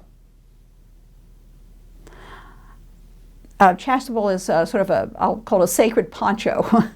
And it is the garment that the celebrant, the priest who is actually consecrating the bread and wine, that the celebrant will wear. So what McNamee says is that Christ himself is the priest, and that he is clothed in the chasuble of his flesh as both priest and sacrificial victim, the ostia or host. Now, Coster has questioned this. She wrote a book, it was published in 2008, and she says, the celebrant is not missing there. The celebrant is actually, you got to remember where this thing is. It's in a chapel on an altar. And so the actual priest would be before the altar. In fact, as he holds up the host, it would be, there would be the Christ child sort of behind it, they're identified with it. She also says that what he's saying about the liturgical garments being worn for the Mass of a young priest is not correct. She says there's no kind of Mass where a priest or the sub-ministers would wear a cope, more than one cope. Now the cope is the cloak, and you can see here one of the angels here is wearing this beautiful red brocade cope. And just a moment before, you saw another one wearing a gold cope. And so there are two angels with this garment, but only one would be wearing one in a Mass. And then she points out that the variety of colors that the angels have on their liturgical garments, you would never find those at a single Mass. There's no specific time that calls for all of these different colors to be worn. For example, Feast of a Martyr, your liturgical garments would be red, and different colors for different rituals, different times of the year, different specific Masses, what they're being said for. But, it's like there's a rainbow of colors that the angels are wearing here. And so she does not feel that this represents a specific Mass, but just, the heavenly splendor, in a sense, of all these angels who are wearing liturgical garments. No question of that. Here you see the two angels in blue, very simple. And one has their hand raised and the other has their hand pointed down, so showing two different ways of approaching prayer and adoration. Here we have angel in white and kneeling, adoring the Christ child. And of course we can see all of those still life objects spread out right at the bottom center of the painting, right over the altar. So, very, very clearly calling our attention to it. And just showing you a few details of here, Joseph, Mary. And then there's Joseph's paten. His clogs, if you will, his wooden galoshes, I sometimes call them Netherlandish galoshes, because they serve that function. They would be your outdoor shoes, which you would slip on over your leather or cloth indoor shoes when you would go out to walk in the mucky streets. And you will remember when we looked at Jan van Eyck, we talked about theories about why Jan van Eyck has painted Mr. Arnolfini with his patens, and of course in those cases they were all worn, frayed, and they're out there very prominently in the lower right foreground. And when I see them, they always remind me of these later paintings by other artists where Joseph takes off his patens as he comes into the area of the nativity, of the stable. And I kind of say, well, if you're going to step in a stable, it might be a good idea to keep them on. That's a possibility. And I have wondered about that, if there is a reason both for Joseph and for perhaps the Arnolfinis. Now, you'll remember that we said Panofsky interpreted in the Arnolfini double portrait, he interpreted the removal of the patens as a sign that a sacrament was going on, the sacrament of marriage, but a sign that he was on holy ground. And the source for this is in Exodus, 3rd chapter, 5th verse, when God speaks to Moses from the burning bush. And he says, "Come not nigh hither." That's the Douay-Rheims translation. "Put off the shoes from thy feet, for the place whereon thou standest is holy ground." Well, you might have wondered back, at the Arnolfini double portrait, what's Moses got to do with, a contemporary person in a domestic interior? And you might also want to wonder, well, what the heck does Moses have to do with the adoration of the Christ child or the nativity of Christ? But that one I can give you an answer for. Moses speaking to God in the burning bush and removing his shoes is seen as typology or a prefiguration for the nativity of Christ in the Biblia Pauperum, and in the Speculum Humanae Salvationem as prefiguring the Annunciation. I think we've talked about these books before. I'll mention it again.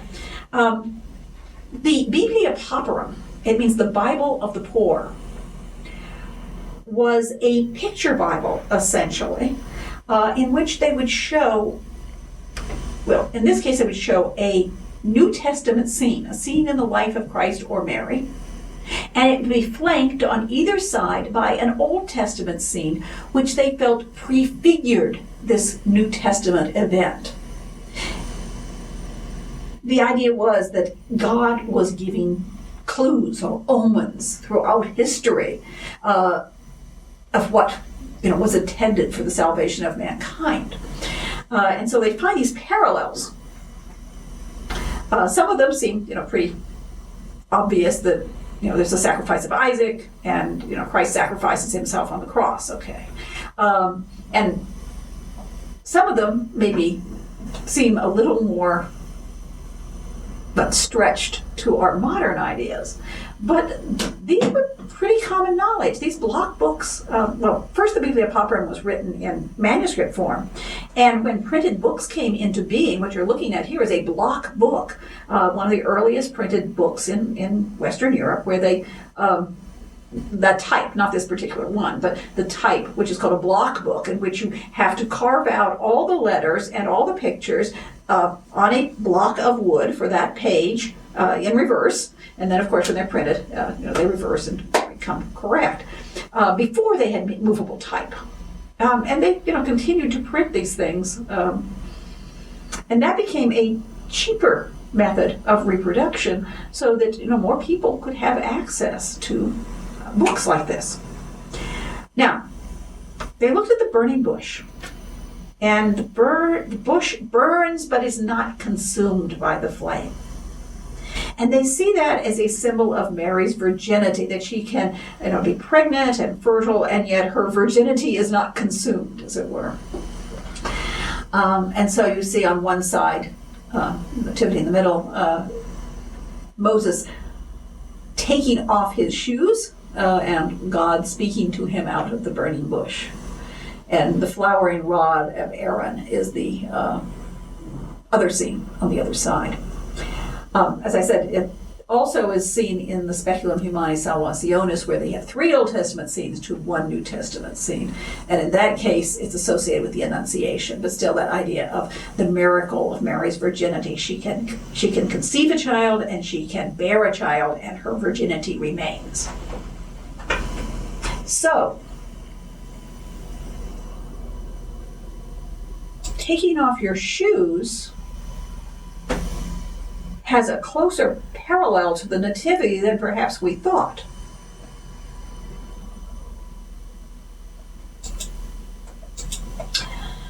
So, let's think about that. If Joseph is taking off his shoe, and it's pretty prominent, and you'll remember we saw this also with Petrus Christus in his nativity, with 2 patens, lying there in the foreground that Joseph had just removed.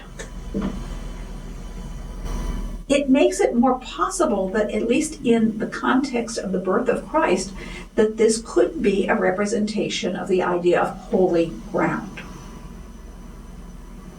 So, what do you think about it? Do you think that's going too far? Do you think it's just a little naturalistic detail to put a shoe down there in the foreground? Or do you think that this might really refer to holy ground? And one of my theories about some of these objects that appear in the Arnolfini double portrait, and also appear in religious painting a bit later than that, is it possible that Jan van Eyck painted a lost nativity, perhaps. We know he painted more paintings that have survived. And could he have developed some of this symbolism for, let's say, the nativity, which other people could copy, and then used it in a more secular content? I don't know. I can't prove it. I don't have a diary by Jan van Eyck. But, it's one of the ideas that I have played around with mentally. Okay. We've looked at the center panel. We've talked about the symbolism there. Let's look at the side panels. These are the donors. The donors and their patron saints. Now, you'll notice that the patron saints seem to be very, very large and the people seem to be much smaller. Koster talked about this. She had infrared reflectography and many the technical tests made on this painting. And one of the things she discovered was that originally the donors, seemed to be larger. I mean, you have to take into consideration they're kneeling. But she thinks they were made a little bit narrower, a little smaller in scale, because he was reusing this head of Portinari, which is on another support, and had to, didn't want a little tiny head on a great big body, so that when they actually painted it, brought the scale down a little bit, and you can see some changes. And in the wife, for example, her face is turned, so it's not quite a profile, but certainly not full face, not 3/4 view, sort of 7/8 view, and it makes her look, narrower. At any rate, we see the donors and their patron saints. Now, traditionally, men who are believed to be superior are on the right side. Now, when I said right side, it's our left. I try to be careful to tell you whether I'm talking about the figures right or, the painted figures right. In, say, a Last Judgment, Christ is in the center, and the damned are on his left, his sinister side, sinistro side, and the blessed are on his right. Now, we're looking at it, so to us, it's the blessed are on the left, and the damned are on the right, but it's from Christ's point of view. And that traditional placement is also used for other kinds of hierarchies. In other words, usually the husband and the children will be on what would be the right side of the holy figures who are in the painting, that is our left, because that's the superior side, on Christ's right. And then the women are placed in the left. Occasionally there is a difference in which we may have some ideas about why that is.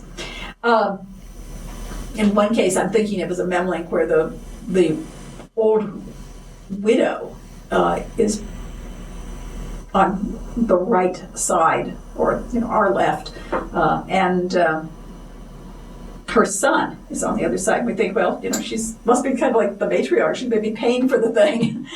She's put in the prominent, and she's the older. She's put in the prominent position. But usually it's the man. Usually the man is there.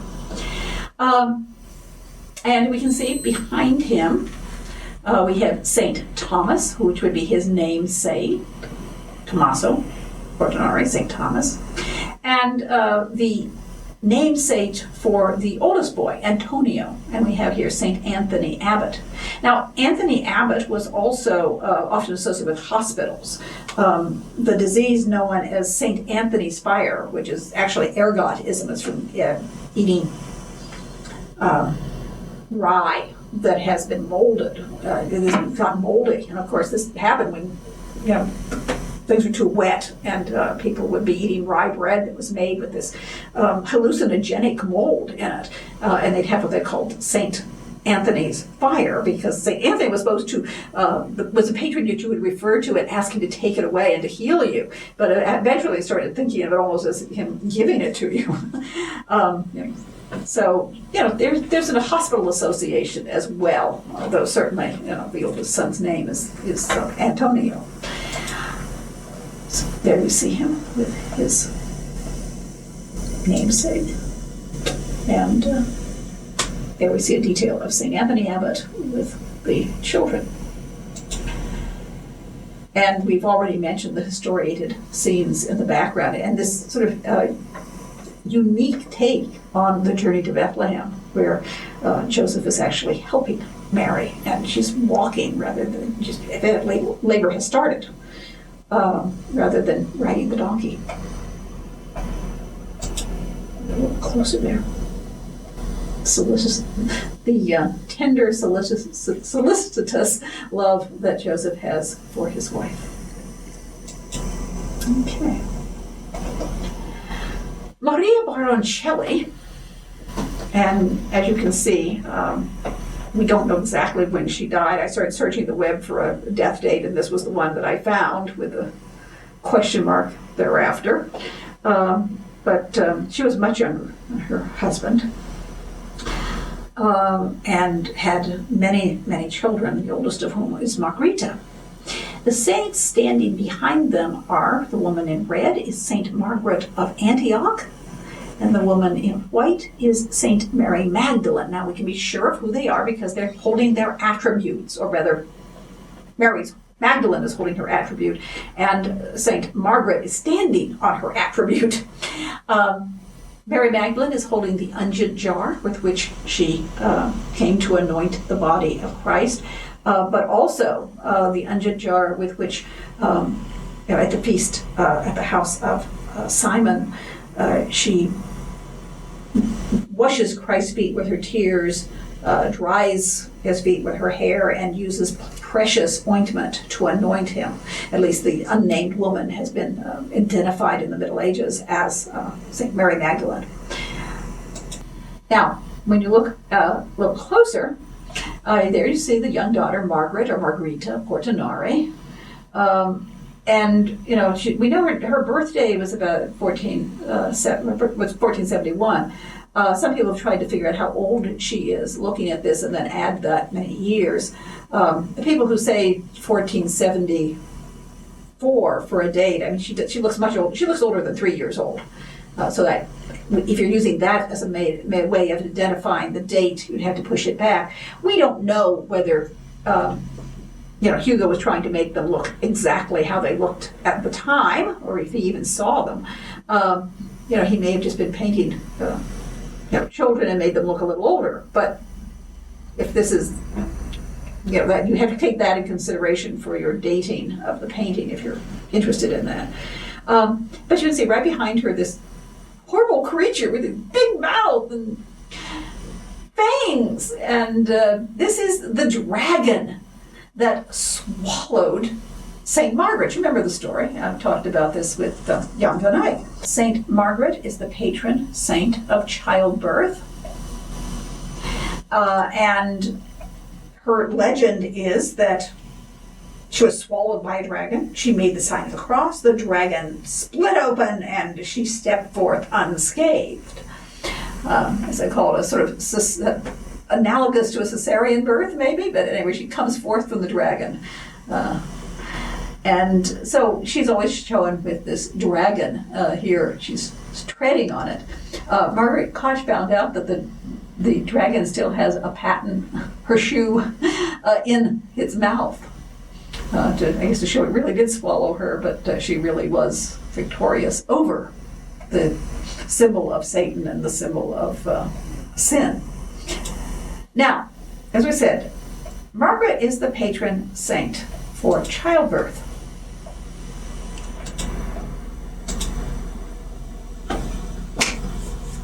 As well as the name saint for the daughter. And one of the things that has sometimes confused people is, why is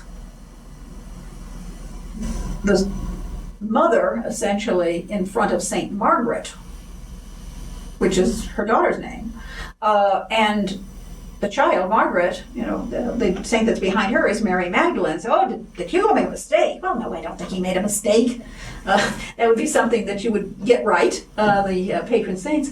But it may be that both Margaret and Mary Magdalene are referring to Maria Baroncelli.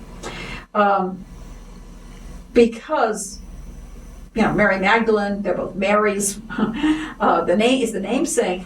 But St. Margaret, who is closer, she may have had a more immediate need for St. Margaret because Margaret's the patron for childbirth.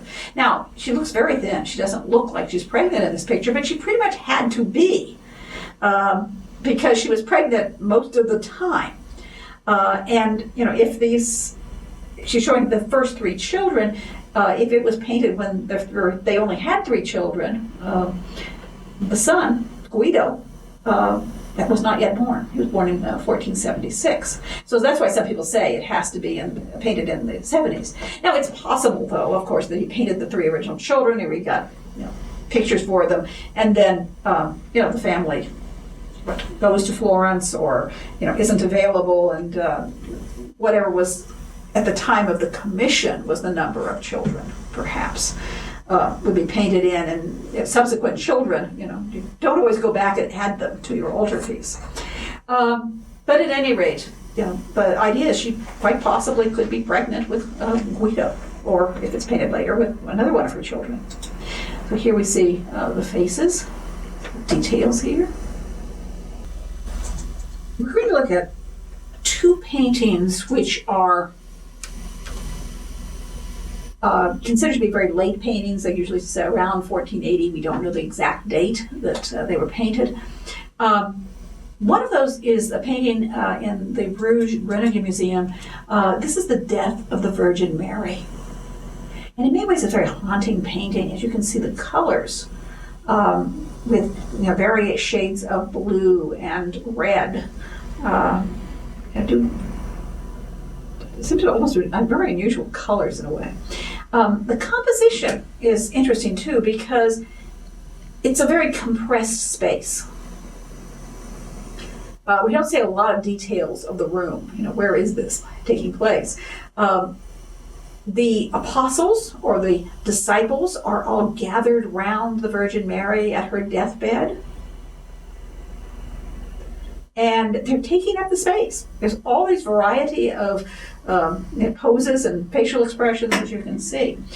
Mary herself is on a bed, which is on a kind of diagonal, and she's on a kind of diagonal, and she's somewhat foreshortened, sort of compressed visually. And that foreshortening, compression of the space does suggest a very tense mood, which of course is appropriate to the subject. The apostles are very sad that the Virgin Mary is dying. And they have gathered around her bed. Peter, of course, is shown as a priest. And remember that Peter was the first bishop of Rome, the first pope. And so he would have been the person to give the last rites. We don't actually see him doing the anointing of the dead here. He is holding a candle that's being lit by the apostle next to him.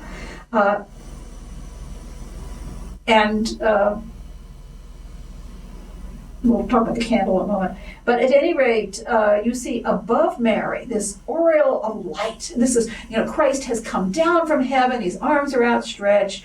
He's welcoming his mother's soul into heaven. He's come down to carry her soul back up to heaven. He's accompanied by angels.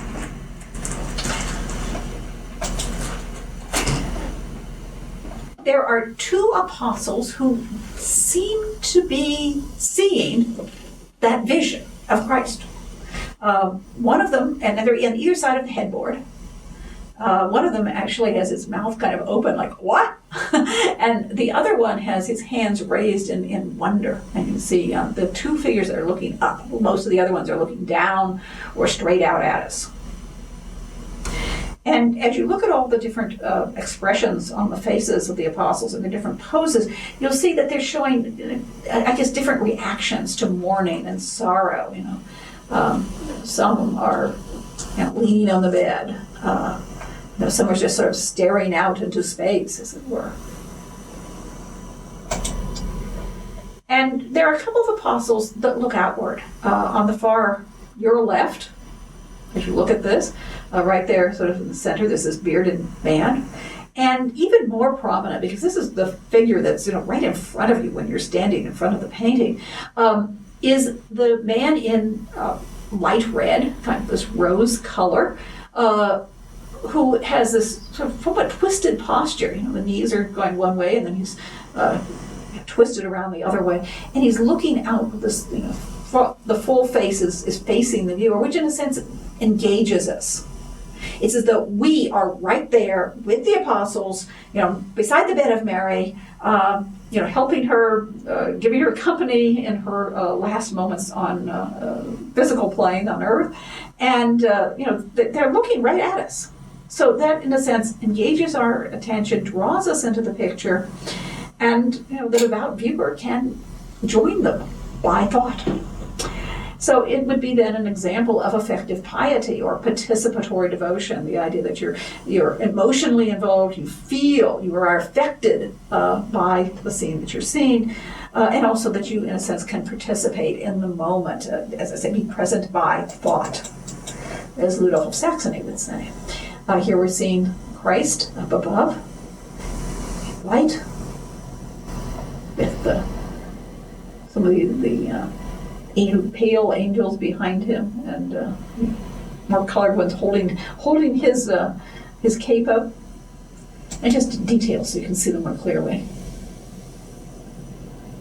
Apostles who are looking upward, leaning over, and then just Mary's very pale face. But her eyes are sort of rolled up toward the vision of her son. Several other apostles. You'll notice that these apostles, they're not idealized. They really look almost like peasant types, and this is something that Hugo does. Like real people, somewhat coarse perhaps. It's not, the apostles were not aristocrats. They were fishermen, and from other walks of life. And there we see the candle being lit. I don't know which apostle this is. I was sitting there trying to figure out if I could identify some of them, and of course you can't really be sure. Peter is certain. Peter is always shown with this same sort of square physiognomy with the short gray beard and the gray hair fringing either a bald head or a tonsure. And he is, of course, shown as the priest, the Bishop of Rome in this case. I wondered if perhaps the man lighting it could be James, but I can't prove that at all. But the candle seems to be part of contemporary death rituals. We see in many other paintings a dead person either holding a candle, being given a candle, or someone next to their bed is holding a candle. This is a detail from Roger van der Weyden's Seven Sacraments altarpiece, and you can see the man is dying. The priest is anointing him. This is extreme unction of the anointing of the dying. And presumably his wife, soon-to-be widow, is holding the candle near the bed of the dying man. And here is another example. This is from, there were both block books and engravings on this. So I wonder if this is after Master E.S., but an artist whose initials are on some of his prints, but his name is unknown. So he's just called Master E.S. And one of the engravings that's attributed to him or his circle is this book of the art of dying, or the craft of dying, the Ars Moriendi. And there's various scenes of the different temptations that the dying man is going through. And of course, the devils are trying to take his soul, and the angels want to take his soul to heaven. This is the one where the angels are triumphant. It's the triumphant temptation. You can see all the devils at the bottom part, and the dead man is lying there, and his soul is being taken out like a little figure from his mouth, essentially. Toe seems to be coming out of the mouth by one of the angels, and as you can see, Christ here and his saints. He's relied on the merits of Christ from his crucifixion, so he will be saved. But I was talking about the candle, and you have a figure who is hooded, who may be a monk, perhaps, who is holding that candle and seems to be giving it to the dying man, or perhaps as he actually dies, taking the lighted candle away from him. But he is the dying man is holding a candle, so that's just something that you would see in contemporary moments of death. The figure there in the foreground is just this, amazing kind of figure. As I say, he draws you in because he's looking right at you. And then there's the diagonal of the bed right behind him. He's in kind of contorted pose in the sense that his body is twisted both ways, almost a kind of zigzag. And many people look at this and they see in it sort of testimony to Hugo's mental distress or Hugo's melancholy, that this figure looks, very melancholy. How do we interpret this? Is he in despair?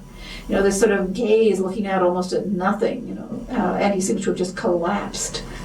So, is this reflecting the despair that Hugo felt? Well, that seems to be kind of modern, doesn't it? That, the artist is expressing himself. I'm not sure that would have been exactly what a 15th century artist would be thinking of. I've got to show how bad I feel. There's another possibility. We've seen unfocused gazes in, for example, Jan van Eyck, Cardinal van der Pol sort of looks out with an unfocused gaze. Chancellor Nicholas Rollin, he looks toward the Virgin Mary, but his eyes seem to be unfocused. And Jim Snyder and others have suggested that is one of the ways that Jan van Eyck, and then other people pick it up, would show the idea of meditation. You're thinking on this, and the holy person to whom you are praying is appearing in front of you in the picture, but essentially it's, we would say, a mental image. So, could this refer to the figure who's maybe meditating? Don't know. Maybe it is the melancholy. Maybe he's just so sorrowful that the Virgin will be leaving them because they love her very much. The other thing I noticed was this particular figure is holding pretty prominently a bound book. And so, maybe this is supposed to be a devotional book, but it could also represent one of the Gospels. And 2 of the 12 disciples or apostles wrote books of the Gospels, St. Matthew and St. John the Evangelist. So possibly it could be identifying the person as the author of the Gospel. Possibly. Not certain. Now, that's one of the questions. People often, we know this about Hugo, or we have one record that shows that he was in extreme mental distress in the last few years of his life, or at least a year before his death. And so people want to read into the pictures, Hugo's mental state. Sort of like a modern artist, doing self-expression. Should we do that? Or is that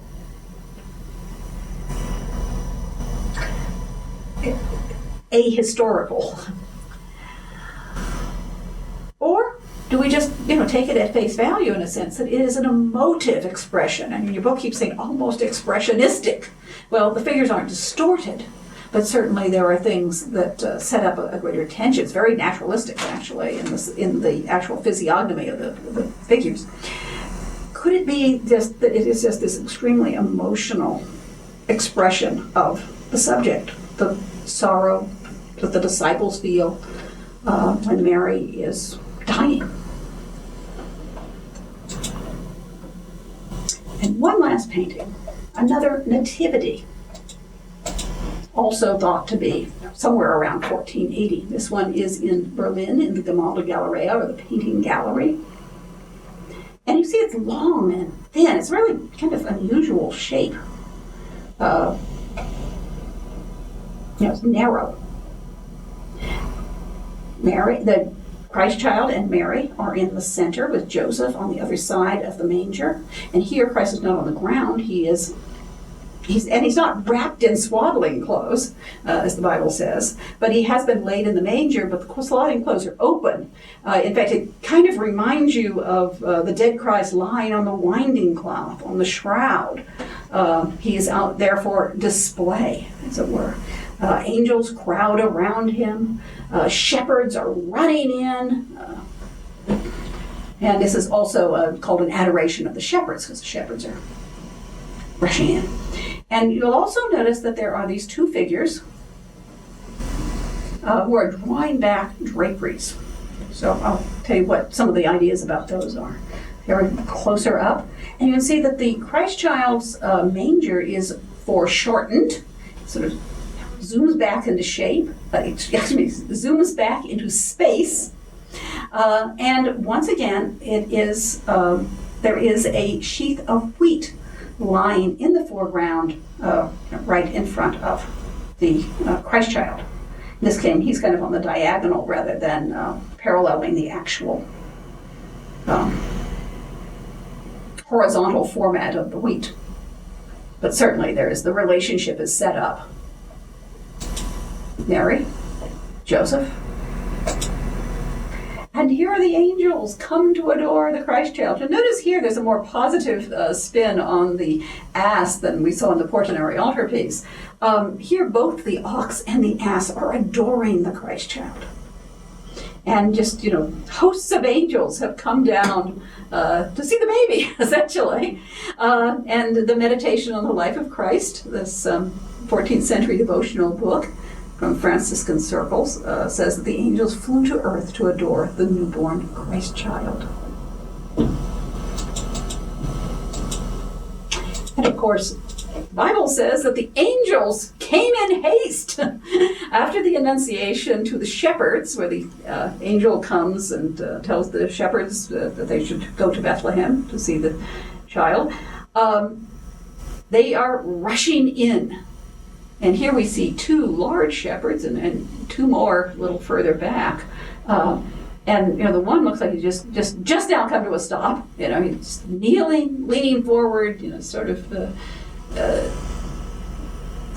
hand to the breast to show his devotion. The other one hasn't even come to a full stop. He's just putting on the brakes. He's rushing forward. And he's at the same time, you assume he's going to kneel in a moment, he's pulling back his hood. So he's going to take his hat off, essentially, as a mark of respect. On the other side, we see the Annunciation to the shepherds, with the angel coming to tell them the good news, Gloria in excelsis Deo. And then, of course, we've talked about the Eucharistic context of the sheath of wheat before.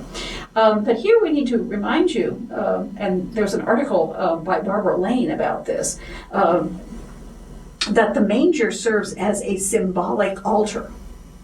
Now, this isn't something that's new with Hugo. You can trace it back in medieval art, places like the tympana, one of the infancy cycle tympana at Chartres Cathedral from say, the 12th century, shows the manger in a placement that just seems so clear that this is a symbolic altar. And there are, of course, texts that make that very clear as well. It's not something that art historians just made up out of nothing. It is something that is documented. So Christ, as the Eucharistic bread, is lying on the manger as a symbolic altar. And of course, if this is an altarpiece, it's on behind the altar, and the Mass would be said, the consecration of the bread and wine would be being said right in front of the image of Christ. There you see him. Christ as the bread. And as I said, he's not wrapped up in the swaddling clothes, he is displayed. And it does remind you of the death of Christ being displayed on a winding cloth. Now, who are those guys down there in the front pulling back the curtains? Most people are saying they are prophets. There's an article I've read one time suggesting that they were New Testament figures. They aren't identified by any attributes or inscriptions to tell us who they are. So most people just say that these are, like the Old Testament prophets who are revealing, they're prophesying what's yet to come. And they're pulling back the curtains. Barbara Lane has suggested that one of them is Isaiah and the other is Jeremiah, so two very famous prophets. Now, that drawing back of the curtain we do find in some other places. And once again, I'm taking this from Barbara Lane's book on the altar and the altarpiece.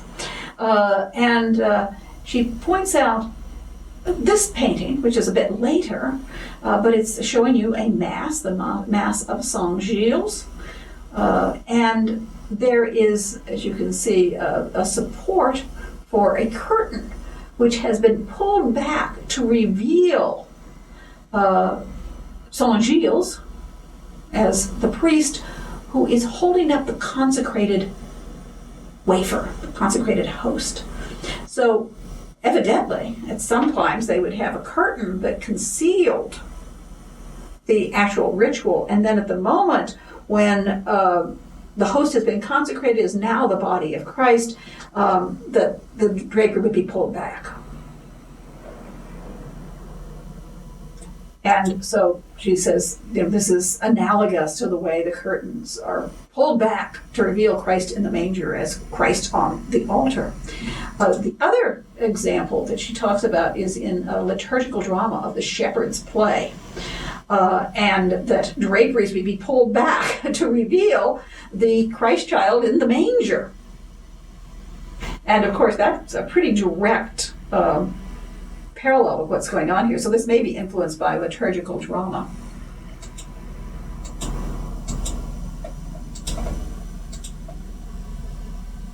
Just a closer view of these two figures. And this one has lots of plants too. One of them is a geranium.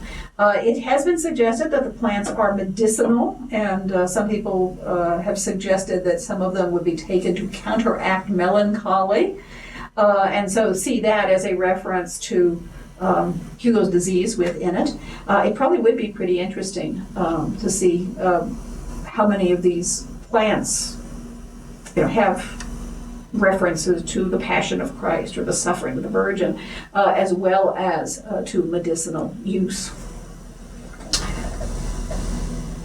But they're certainly realistic plants, if nothing else.